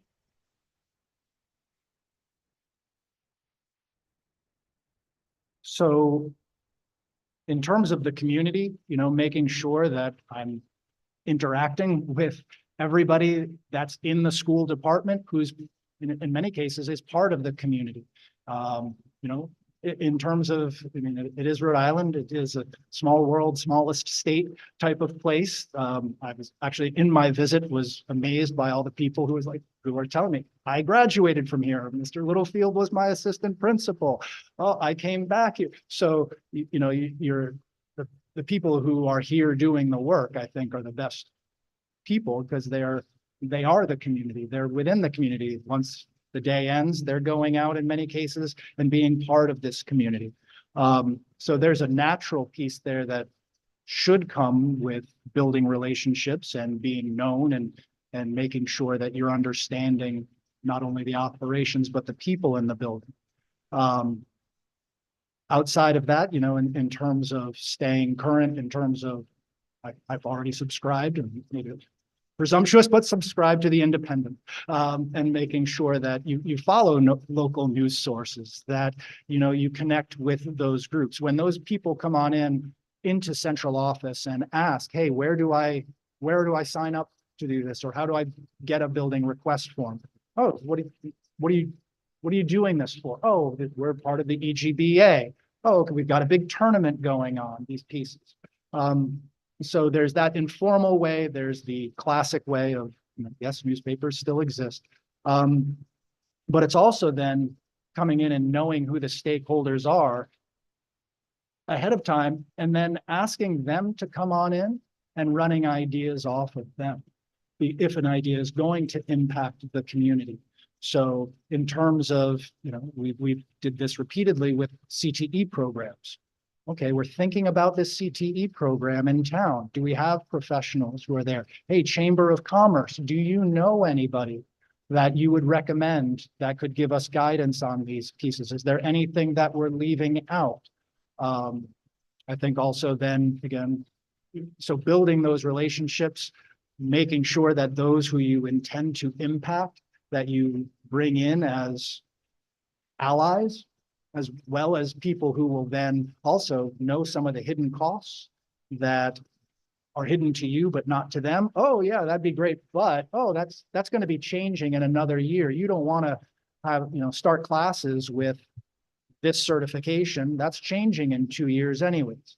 And so, in terms of the community and staying connected, there's myself going out and connecting with who people are telling me are the people that I need to speak with. It's also making myself available as superintendent to those who have something to say.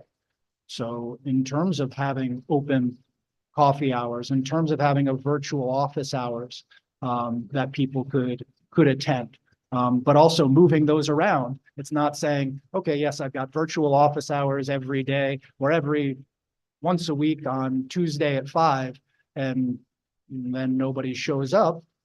And you're saying, well, I was there every Tuesday till 5. The community didn't come. Is then saying, okay, nobody's showing up to this. Do I need to try something different? How can I make myself available?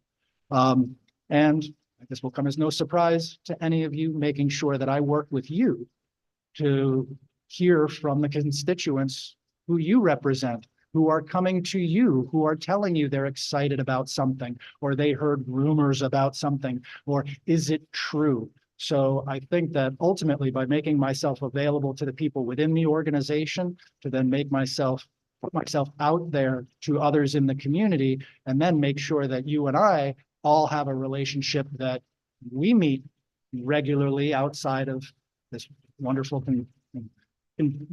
required meeting of my 7 friends, or that then says, no, okay, we meet regularly so we can discuss this or provide me an update. Because if we wait to do that work, or if I wait every single time to hear concerns of the community until we're here in this forum, I'm not going to be well prepared to address those concerns or speak knowledgeably or present on them or answer the community that shows up that day. And that's not fair to any of us.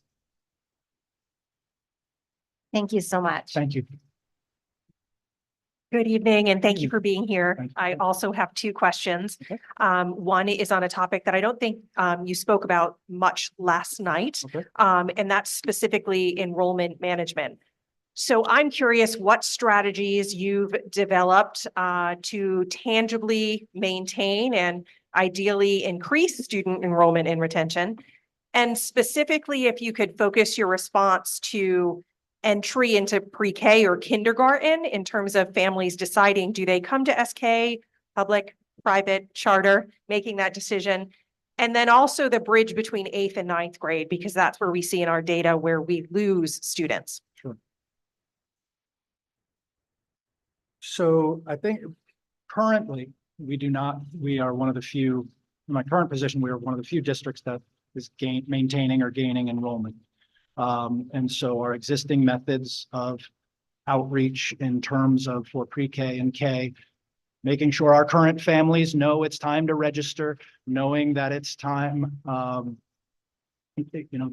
connecting with our existing daycare centers and providers. I believe we also work with our local pediatricians to make sure that they are aware that it's enrollment time, or see if they would be willing to hang a flyer when we have an enrollment time, as well as the in terms of public postings and flyers or things around community places where there are younger children, such as the library, playgrounds, and that we make sure that that's happening. We take full advantage also of the robocall system. So they might think, oh, is school canceled tomorrow? But no, we're reminding you to, hey, do you have a kindergartner coming in? Have you registered yet? If so, let's make sure, because classes fill up. And if they fill up, you might not be in the school you're zoned for. And so we do make enrollment pushes periodically to make sure that happens, but we also make sure that we talk to, again, you need to go where the people are, you need to go where those constituents are. And that's, EI, that's your daycare centers already, your pediatricians and your community organizations, where there's that natural flow, and take care of and utilize the resources that you have. People are busy. People, unfortunately, do need to be reminded. And in many cases, what I might think or tend to think, oh gosh, we're giving them too much. But oh no, people, oh thank goodness, we get more thank you for reminding me, or thanks for putting out that notice. I put it on my calendar. I totally forgot. You came back. So over communication, I think, is the best policy. In terms of 8th and 9th, I had spoken earlier about our CTE programs. I will definitely give credit to our high school principal, Dr. Patricia Page, who really led the charge in terms of taking what East Greenwich High School had already been doing, and that our students were courses that they were already taking, and doing the legwork to make sure that, hey, if we're already doing it, let's put it forward as a pathway. Why shouldn't we get credit? We were actually, East Greenwich and Block Island, we were the last 2 towns that did not offer CTE. Quite frankly, a lot of the paperwork and things, the return on investment isn't fantastic in terms of monetary wise, but in terms of opportunities for our kids, endorsements for our students, it is something that is more important than the categorical or lack thereof funds that we get. But now it is something that we do tailor to, or that we do market and make sure that we have our open houses, that it's talked to specifically at our course nights, both with rising 9th grade, or excuse me, rising 8th graders, in terms of putting it out to other schools. I think the important part, and I got this from my tour here, is that I think far too often we often take for granted the amazing things that we do have because we experience them every day. And while the focus lately has been about, okay, let's get a new bond, let's get a bond for a new high school, our facilities need this maintenance, there are amazing things going on and opportunities in all of those buildings that deserve and call to be celebrated. I often equate it in some cases to remind ourselves that's, maybe somebody every time I go to Newport, I always notice the feet sticking out of the wave, right? But people in Newport probably walk by and, geez, why are more people getting in my way, taking pictures of the foot of, you take it for granted when something is in your everyday. So when I walked into each and every one of your schools, I was amazed with how clean they were and well maintained that they were, given this time of year. Again, given what I was expecting, given the dominant narrative taking over. So I think, well, quite frankly, I know that we need to make sure that dominant narrative, while true, is also balanced by, hey, let's take a look at these great opportunities. You want to see our preschool? Come see our preschool. Come see the new playground going outside. Hey, look at this, 100-year-old building. And imagine before you go in, what do you think it looks like on the inside? Now go inside of it. It looks nothing like you would expect. Nothing.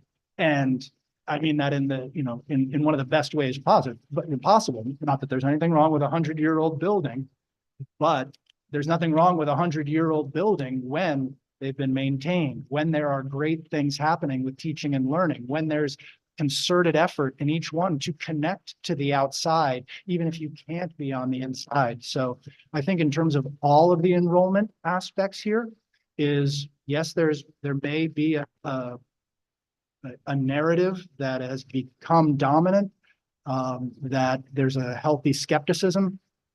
But at the same time, we need to show the time, take the time and show off the talents and treasures that we have, because they far outweigh the things or the concerns or the expectations that one had. And so I think that in terms of boosting enrollment is making sure that we have a counter narrative. People, tend to, there's what I found was an insightful quote, although a little depressing a little bit, but from Andre Agassi, where he's like, the dirty secret is that people will never tell you is that the successes don't feel as good as the failures hurt. And I think that that's the same way if you're not careful with culture, which is directly tied to enrollment so it's not about being, having toxic positivity, but it's about being balanced. It's about the dominant things that happen in our schools every single day. Do bad things happen? Yeah. Are there things that need to be fixed? Absolutely. However, they get your attention because they're rare. Let's take a minute and make sure that we are paying equal, if not more, to the successes that we have, and we showcase those, because ultimately that's what our experience, our students and our educators get to experience every day. And that's the narrative that's going to drive enrollment. You. My second question will be a topic that you did respond to a few times from community members last night, and that is focus on the fact that we have an equity audit in process that will be happening soon under new leadership. And so my question about that is specifically about the aftermath, implementation, and potentially change. So I'm curious if you can give an example about implementing changes that are based on data and equity that were vitally needed, things that might impact programs, curriculum, policies, hire and staffing, and share some insight about that change process.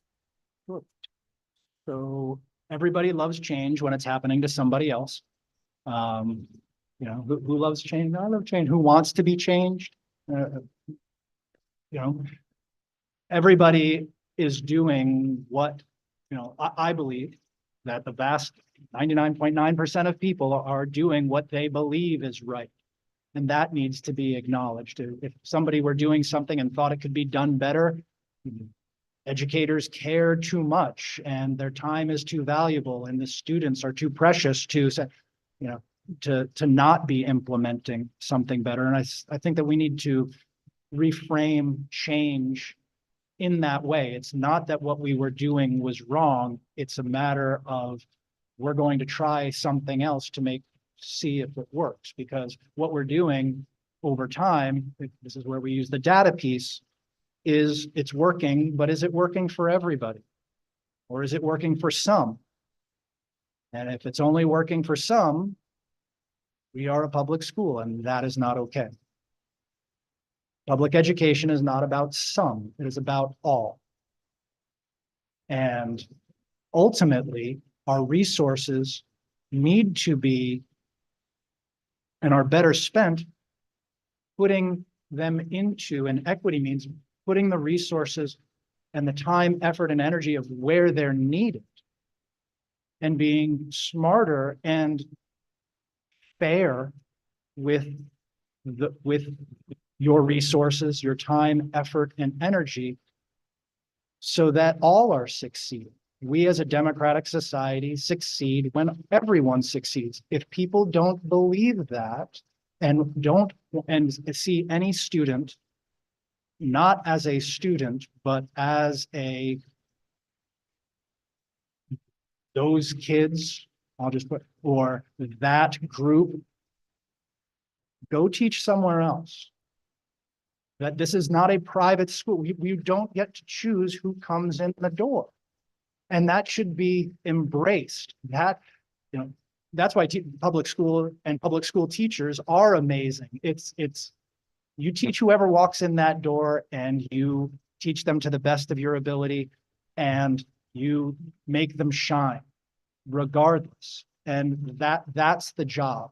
And so when people have fears about equity or if it gets demonized, I would say that imagine your own child who walks in through that door who has certain needs, but then those needs aren't met because they got what everybody else was getting, whether they needed it or not.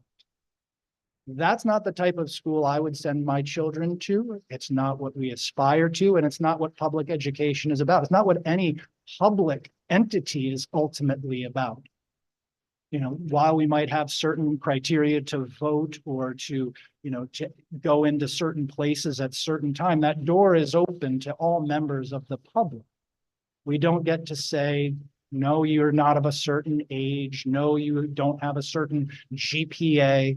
And so we as public schools need to take a look at that. And I'm sorry, I'm going off of my social studies passion tangent here. So I'll rein myself back here.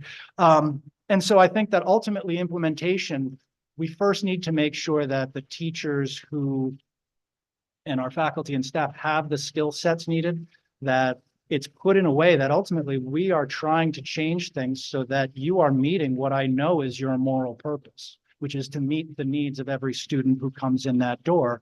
And if you feel that you can't, that we are here to help you do that, or to provide you with more, or provide you with extra, or provide you with training, or to find you a mentor, or to do what it takes in order to make sure that you can, and ultimately that those students do.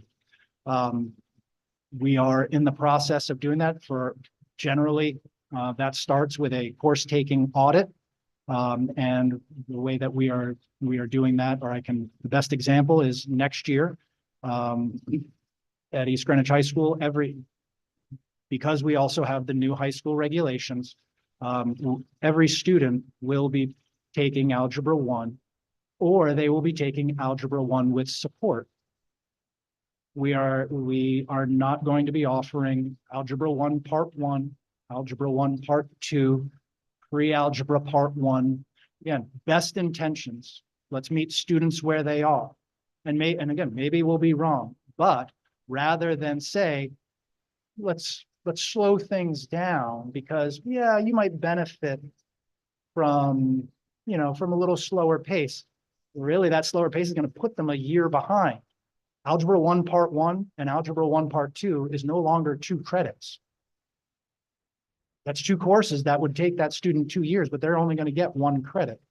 And when we do our course taking analysis, well, if we have to run extra classes, why don't we run extra classes to give students who are demonstrating that they need more time with a math teacher? They need more time grappling with fundamental math concepts. So rather than taking the time, talents, and treasure of our staff and putting it into a class, a separate class with a separate prep, why don't we give them more time with the students who need it? And when those students don't need it anymore, they can then go and have an additional opportunity in somewhere else. But so because we find that we have to do that. One, the regulations, and ultimately, the moral purpose behind, okay, how are we best spending our resources? And if we're staying true to our core values of high expectations for everybody, how are we holding true to that? And that's one way that we'll do it. We're still holding high expectations. Just because we have high expectations, we know you can meet those. You just might need more support to meet those expectations. We're not going to slow it down and say, well, we expect less of you, and so therefore you'll get something different, and eventually you'll get there. While everybody else who might not be struggling, or others who aren't struggling, don't need help yet. And so that's one way, the most recent example of how we're going to inform equity in terms of within the organization. Thank you so much. Hello. So I have, my questions are a little bit different. The first question is I'm going to paint you a scenario, and then you Right. can tell me how you're going to react to it. And then my follow-up question will be, you get to paint us scenarios. Yeah. All right. So, to be fair, I want to make sure it's the same exact scenario. So let's fast forward, and or I should say, let's rewind maybe, and it's February, and our school year is in full throttle. We have all our championship basketball games, girls and boys, middle school, high school games are all happening, scheduled out. Rebel Theater Group's main production is kicking off. And our administrators, teachers, and support staff are fully immersed in their day-to-day teaching and learning. And that's just kind of the period of time where your mindset could be. It's just a regular Thursday afternoon, and you're out visiting our Matunic Elementary School. So you're at the furthest point of our part of our town, and a call comes in that we have a student in crisis up here at the Broad Rock Middle School. Walk us through roughly how you would handle this and what your expectations of others would be while handling the situation, and then immediately following the situation. Well, unfortunately, my brain goes to the worst scenario in terms of a student being in crisis, where they're a threat to themselves or others. If that's the case, if that's the case I would hope under my leadership, as well as what's already in place, is that there are crisis intervention plans. The first call, if there's threats to that student themselves, or others, is that, I know we have SROs here, but it's in the middle school. So in terms of the SRO, so that's the other piece, is that I'm assuming because it's coming to me and there's an SRO in the building, that I'm being informed of something that is now extended. I make priority number one to get there. Priority number two is to figure out to what extent this crisis affects others, to what extent we are going to interrupt all the great things that are happening, to make sure, do we need to shelter in place? Do we need to lock down? Are police and fire en route? Once I get those pieces of information, I would work with those at central office to make sure that assuming the authorities are already en route or have been informed, that the school committee gets notified. Also, what we currently do is we make sure that we have messages in our telephone information system that can push out. Please be aware, the middle school is in a shelter in place. We will get you, everybody at this time is okay. Again, factual information, that everybody is okay. Please, we will be, getting you more information, and having those ready to go, and that there are multiple chains of communication of people who have access to do those and modify them as needed, who are not at that center, and that every site is available and has that at their disposal as well. Obviously in terms of first responders, and then dealing with the crisis. So, to what extent does it end quickly? To what extent is the school day interrupted, not only during that time, but in the future? How many people are now not going to be able to enjoy and celebrate and compete to the best of their ability going on? Those are conversations that hopefully, once upon my arrival, that we're able to be debriefed, that things have been contained, and that other communications have gone out. And then after, assuming I work towards a better outcome. We then make sure that anybody affected by it, that we put it out to students. If a building gets locked down, unfortunately, we've learned that unfortunately by having unexpected lockdowns or things that way, is that, oh, no, everything's okay, we're locking down, keep it. Okay, and then 15 minutes go by, or we're giving updates, but then when we're done 15 minutes later, and then we just think, oh, okay, well, all right, we're now back to teaching and learning. No, not when the text messages are flying, not when the parents are going back and forth, are you okay? And so then we need to make sure that once the physical safety of our students has been taken care of, that we then make sure we are creating opportunities for the psychological safety to be put in place. We also need to make sure then that we are putting in assuming it is causing a disruption and is a violation of something, that we do everything we can to not only treat, but at the same time, make sure that we have what we need in order to make sure people have due process. And that's every side of the issue. And that's actually that's got to be the hardest part of administration, things that you want to say, things that would be, but you can't say, and that the people involved deserve not to have it be said or have it be tainted by. So I'd like to, I guess my brain now wants to keep on going towards the positive, and that's been a resolve. But then the following up with the text messages, the automated phone calls, in something that can't be managed. Unfortunately, if that is something that is not being managed, while we talk about, I won't talk about certain things in open session, there are other agencies that take over and tell us what we are going to do and tell us when we are back in charge. And so our job is to make sure that we follow through on those plans when the experts, if that situation arises, and work with our first responders to make sure that health and safety are taken care of. And that's everything from those in the building to those who are trying to get to the building to those who are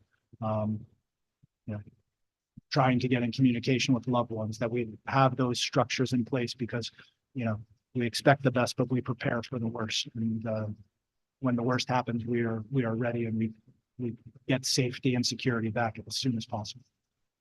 I appreciate the detail because unfortunately it happens It does. and we have to deal with it. So I appreciate that. So my follow-up is a little bit different where you get to paint us a scenario.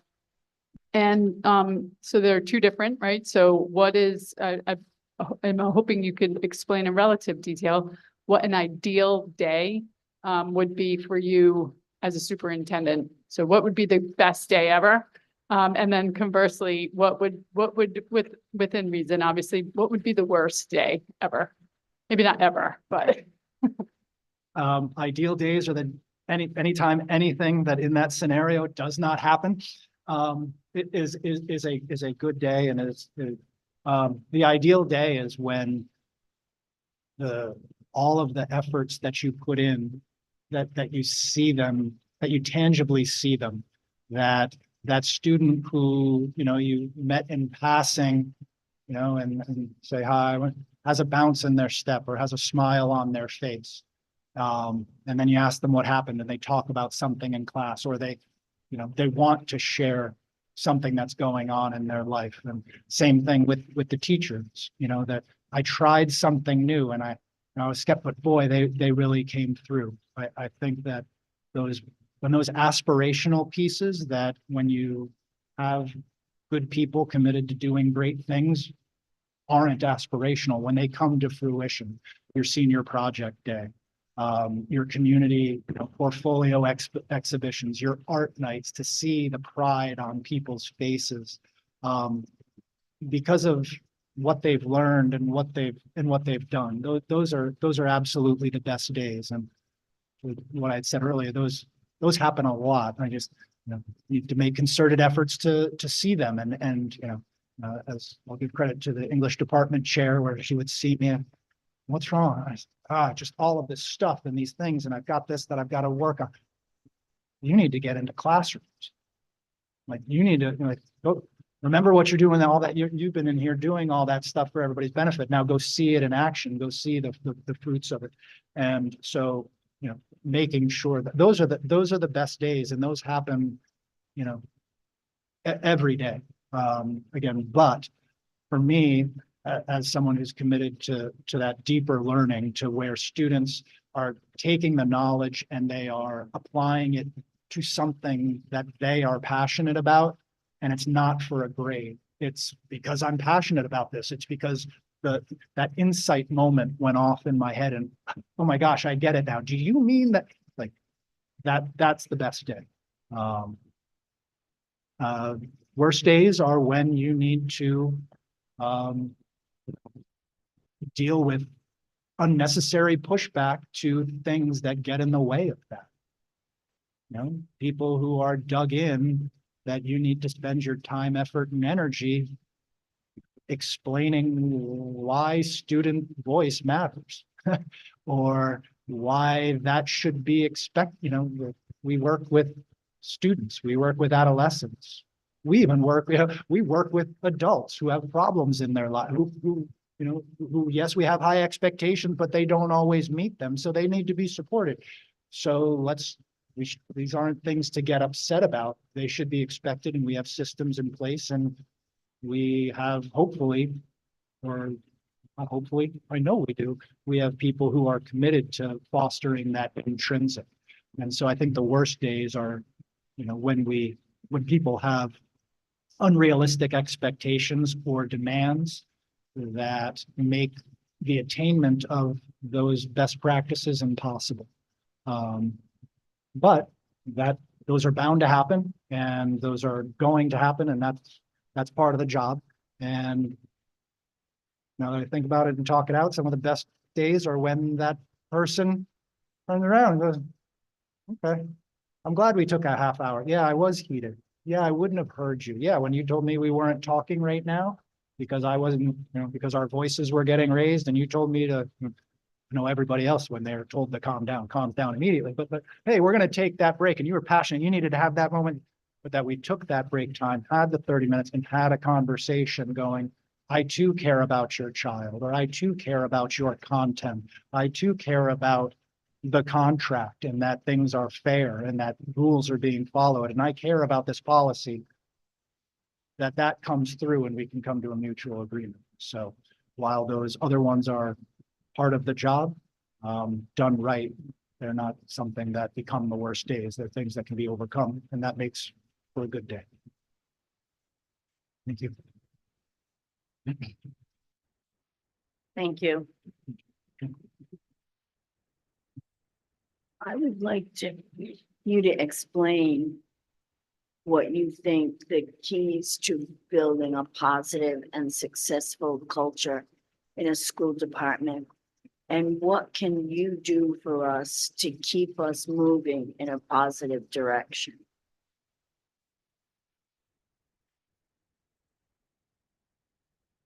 I think that the key to a positive culture in education is tapping in to people's moral purpose. I think that the key to a positive culture is making sure that there's balance. So while we need to know the rules, know the policies, know reporting mechanisms on how to file a complaint, do we make it easy to file a compliment? Do we take the time to give recognitions? One of the things that we implemented during my tenure, and I will give credit where credit is due, due to my first assistant principal, Mr. Timothy Chase, who's currently in Coventry High School. He was inspired by a TED Talk of You Matter. And it was about appreciating people every single day, and that when people feel appreciated, you're tapping into the intrinsic and making people know that they're appreciated, and not waiting until graduation, not waiting for a commencement, not just on the opening day of school, or waiting for a week that may have been created by Hallmark, but that people are appreciated every single day. And so what we did was we created it. Ultimately, it was a Google form that I just said, who do you want to let them know that they're appreciated and that you notice them? And you'd fill out, you could be anonymous or not. And then through the form, it sent them, hey, congratulations, you got a You got a You Matter card or an email and put something out there. It's not something that I've put out there yet. I put the idea out there yet that while we have our, we're required and justifiably so that we have our bullying reporting forms on our website. Why don't we have a kudos card? Why don't we give as much time, effort, and energy where the policies that the things that we put our efforts and energy into are going to manifest themselves, and we need to make sure that they are there for, safety and engagement in those core priorities and those legal mandate piece. But at the same time, we need to ask ourselves, are we putting in the same amount of effort into into recognitions? And so what we then did as an outgrowth of that was during my tenure as principal, we would then start with our new freshman class. And after the first quarter, we put up pictures, every single one up there, and we go and we gave teachers and we said, do you know this student's interests? Do you know this student outside of classroom or anything about them? And put a sticker next to things where you feel something about this student outside of the realm of academia. And then it became our mission to make sure that the students did not have flags or did not have enough flags, that the next quarter, when we repeated the exercise, that looked nothing that way. And that we got to know our students as students and people. And ultimately, being brave that way, or putting those systems in place and then taking chances of giving feedback and modeling those behaviors from the top is something that ultimately builds trust, and then that builds culture. Because after those pieces, it would be people in the hallway, hey, thank you for sending that to me. I don't know how you knew I needed it, but I need it. Or, oh my gosh, did you hear about the card that I got from this person? Or, hey, I just learned something about, when are we doing that activity with the students again? So taking the time within the culture to create systems and structures that acknowledge ultimately the core humanity and tap into that intrinsic piece of what we're here for builds a positive culture. And like all good cultures, they need periodic maintenance and they need tending to. And so while we're not going to, we don't want toxic positivity, we need to go, hey, have I made a positive phone call home? Have I sent a thank you note to that teacher whose classroom I happen to be able to stop into? And making sure that we're making conscious efforts, because as we make those conscious efforts, we get that flywheel effect when everybody starts getting on board, and it becomes part of the culture. It just becomes something. It's what we do, and I've seen that, and I've been part of it, both as a participant and as a leader. And I'm confident that any culture can do. Thank you very much. Thank you. I have another question. Switching gears completely. Okay. You may or may not know that we have been level funded by the town this year, as we have been for the past 4 years. You no doubtedly also know that with contractual obligations and rising cost in transportation, healthcare costs, utilities, etc., and our out-of-district tuitions continue to rise. How will you guide our district through these difficult financial times without impacting student programs?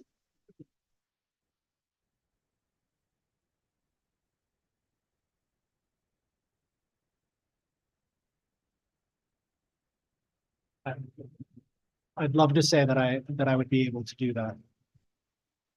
I especially as someone who's coming from the outside, who can only look at, who can only look at numbers right now and have had only a small glimpse into the teaching and learning.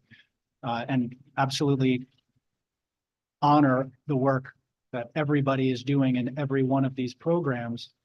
But it would not be true to our mission as well as to the commitment of equity to not take a look at every program and see, are the resources that go to this program, are they required? Are they necessary? Are they potentially redundant?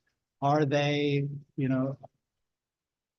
so I would hate to go in and say, I can take a look at anything and everything's going to remain the same, especially given contractual obligations. What I can say is that I will, make sure that I work with the people who are here to understand and get caught up to speed on those programs and understand the necessities and understand the history as well as the future, and be a good listener as well as a good questioner to understand all of those things, and to then clearly articulate what I believe the best course of action would be for both sustaining and or consideration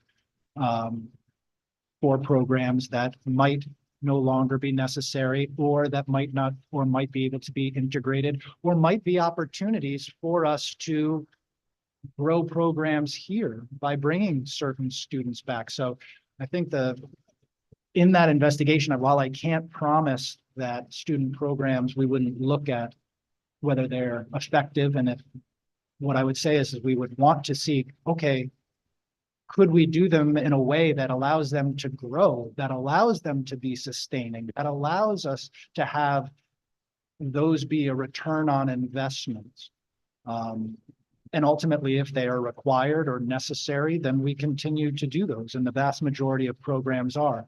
So it's my job and our job, I believe, as a board, to make sure that we communicate with the larger community to talk about some of these things. That, okay, town, are you prepared? So you're going into negotiations with bargaining unit X. Are you going in with anything less than 3%? Are you going in with anything? Would that membership accept anything less? Okay, well, they are our teachers, our paraeducators, our custodians are in service to this town as well. And go through those. And while acknowledging that, yes, you do have binding arbitration, but as such, your 3% might not end up being 3%. It might be 5%. And that more than likely is fair and would be justified. Why? Because of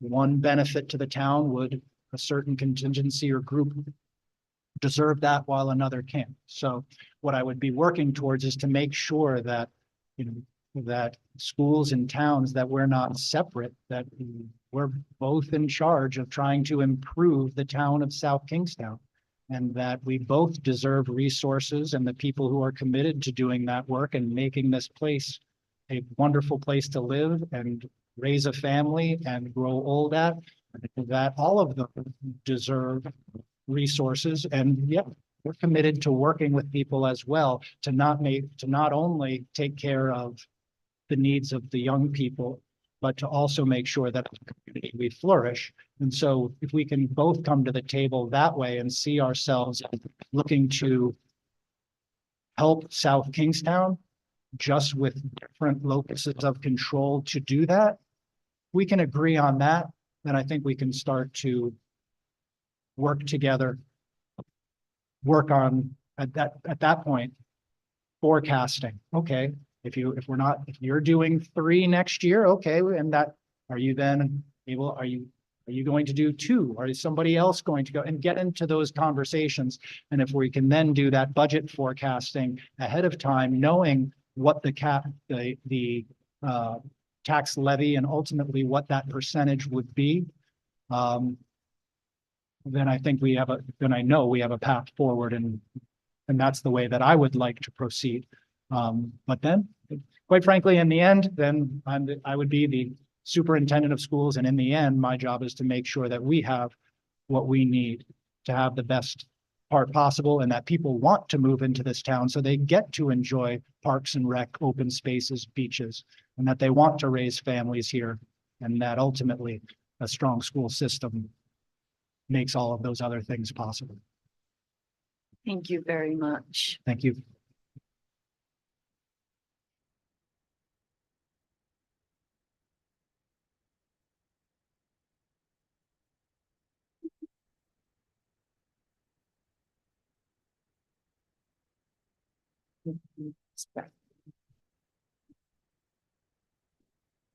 Just want to thank you for being here, wanting to be in South Kingstown School District.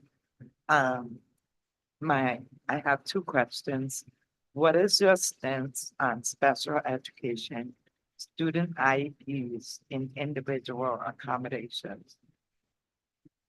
Do you have a plan to work with the special education director? Absolutely. Well,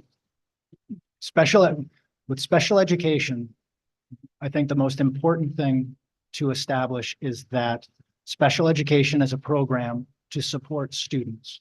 We do not have special education students. We have students who need to be supported by special education, and that we have each and every, and our commitment is to each and every student, regardless of what type of supports that they get. And so, you know, that's a shift that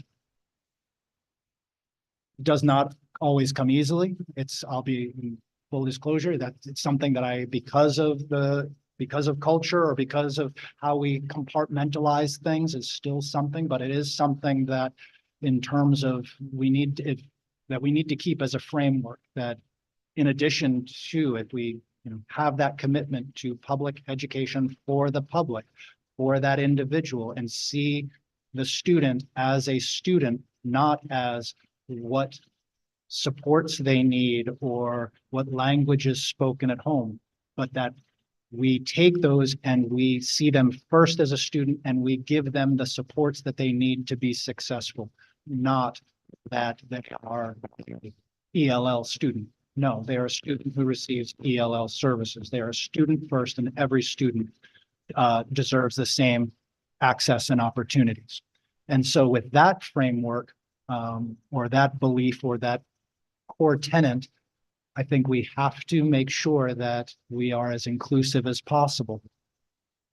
Pull-out services are necessary based on certain students' needs, but they are the most restrictive environment. And I don't know any student receiving special education services or ELL services or not that wouldn't benefit from the guidance and support of two teachers.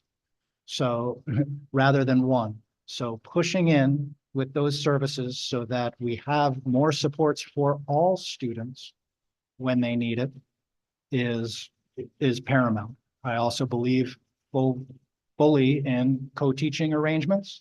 The core being is not just making sure, and this is where we're working on, not because things are inadequate, but we want to make sure that things are happening, that we have co-teaching going on, but it is not just one teach, one assist. It's that both teachers are there for all students, that we're two educators in the same classroom of 20 or whatever the contractual cap is, or 30, and that the students can benefit from those two educators in the room, not, oh, okay, well, you guys get to benefit, you all benefit from my lecture, and then you guys are all going to go have at it, and then those students with those labels are going to get support from only me.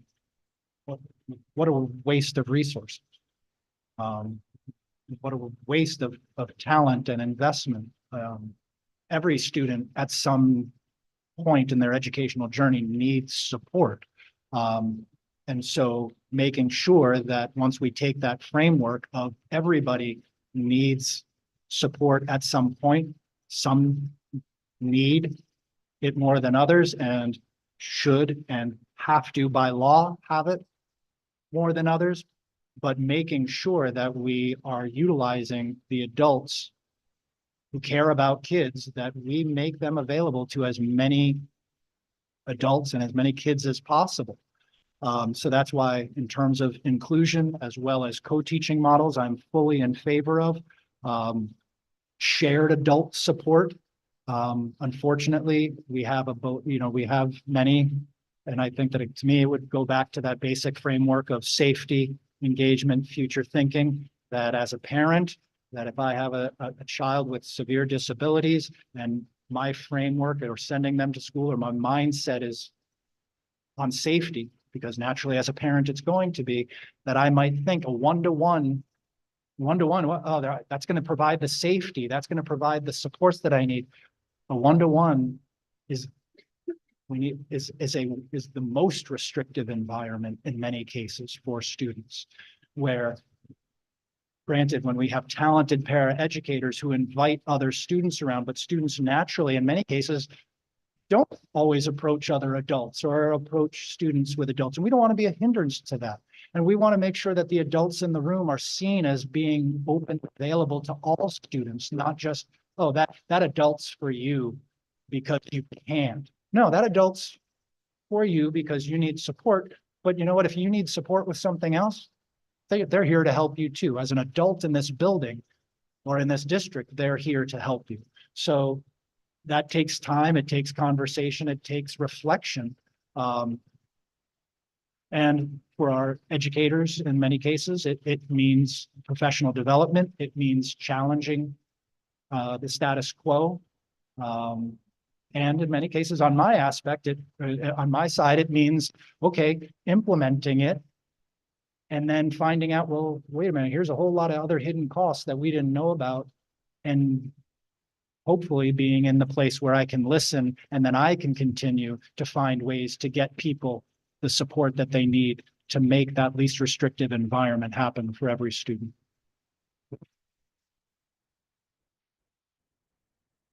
Thank you. One more question. Will you enforce and implement policies? I What will. does that look like? So the policies, ultimately, we need to abide by. If, success for all means that everybody, that we, as I talked about before, if you're not following policies, you're not getting that due process. You're not abiding by due process. You're not putting your money where your mouth is. You might have, but I'm not going to follow that.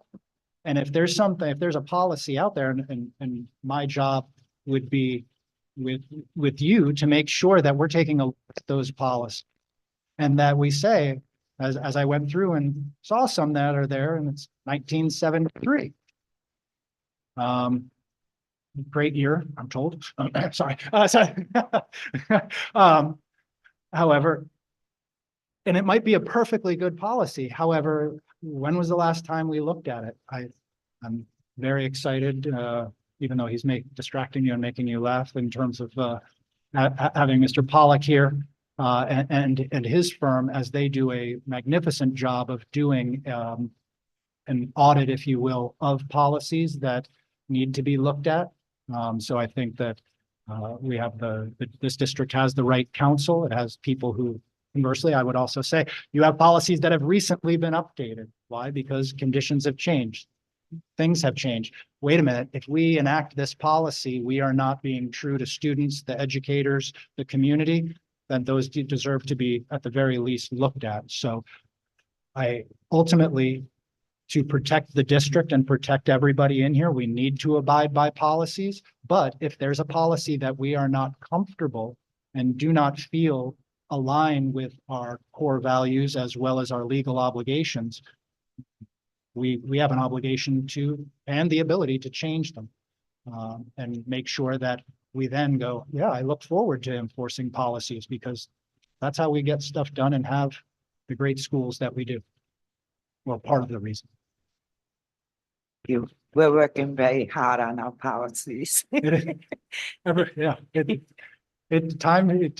Times change and we need to evolve with them. And it's like, all right, policy work is one of those things that it sounds great, but then wordsmithing, boy, love policy work, but at the same time, you get some, well, what's in a word? And then you say, well, let's use this word. What's in a word? Well, Mr. Pollock's job is to tell us well, in that word, this means that. You cannot use that word. So At this time, I will ask the committee if there's any further questions or any follow-up to. Okay, but then there's one here in front of me. If we have not asked you a question that you hoped we would ask, please present the question and your answer. It doesn't necessarily have to be a question. It's be like that. So I'd like to close in that, as I had spoken to some of you yesterday, and talked about watching different school committee meetings to get to feel of the operations and how things were going and the dynamics between the board. I would like to both clarify and thank the board. Full public disclosure, of which you already know, but that I'm comfortable saying is that originally I was not comfortable with a public process. And what was discussed at those meetings, I would like people to know that it was not for any of those reasons. I would not be in this position that I'm currently in. I would not be in this industry, but not even this occupation, this calling. I am not, it is not for fear. It is not what it is my feelings at the time is that ultimately, I believe you had 27 applicants, or you had, and were going to interview 6 people, or that there were going to more than, if you had 27, there are going to be 26 disappointed people. And if those people, and potentially being one of them myself, need to return to their school communities and need to do difficult work, and education is difficult work. And I know that ultimately the odds are in the favor of not getting the job at that time. However, what I asked of the first committee, and what I saw in return, I had asked at the end of the first interview, even though you had all very clearly stated, you feel this way, it has to be in public. You brought up Superintendent Stringfellow, you had brought up the past searches. You had talked about even disqualifications if somebody wouldn't be willing. And I felt that being true to myself and being true to the potential, to the odds at that point, if you will, of potentially going back to a school committee or community and wanting them to know that I wasn't looking to leave or, not looking to get out. It's just that I think that this is an amazing opportunity. It is a wonderful community. However, I digress. That I want to be a part of. And the fact that I said something at the end, and that in the next meeting, I was not only listened to, but I was heard. And ultimately that your vote came out to the same conclusion of we needed to do this in public. I absolutely respect and grew in my respect because the idea you thought about it, you contemplated it, and then you went back to what you knew and what you know is right for this community at this time. And ultimately, I see that I believe that you are, in doing so, you showed to me your core values. And while it wasn't what I wanted, it is definitely something that I respect and that I wanted to publicly acknowledge out there so that people knew, and that hopefully you have comfort with, because I am 1000%. If I were not comfortable being in public, I would have not been here. If I didn't want to be your next superintendent, I wouldn't have taken those risks, but I do. And we don't move forward without taking calculated and supported risks. And so I thank you very much for the opportunity, as well as staying true to your core values and working for, even if you might have said, hey, yeah, why don't we do this? Because maybe we'll have some more candidates who, you knew that's what you were tasked to do. And I respect and appreciate you leading with your core values. With that, I think that we can do some great work together, and I look forward to hearing from you. Thank you. Thank you. Thank you for being. Much. Thank you. Thank you.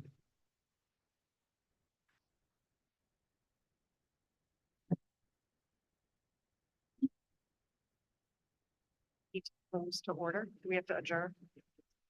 No, because we're going to executive.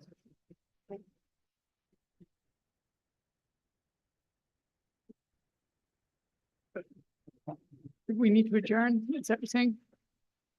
I'd like to make a motion to adjourn to executive session. Second. All in favor? Aye. Aye. That motion passes.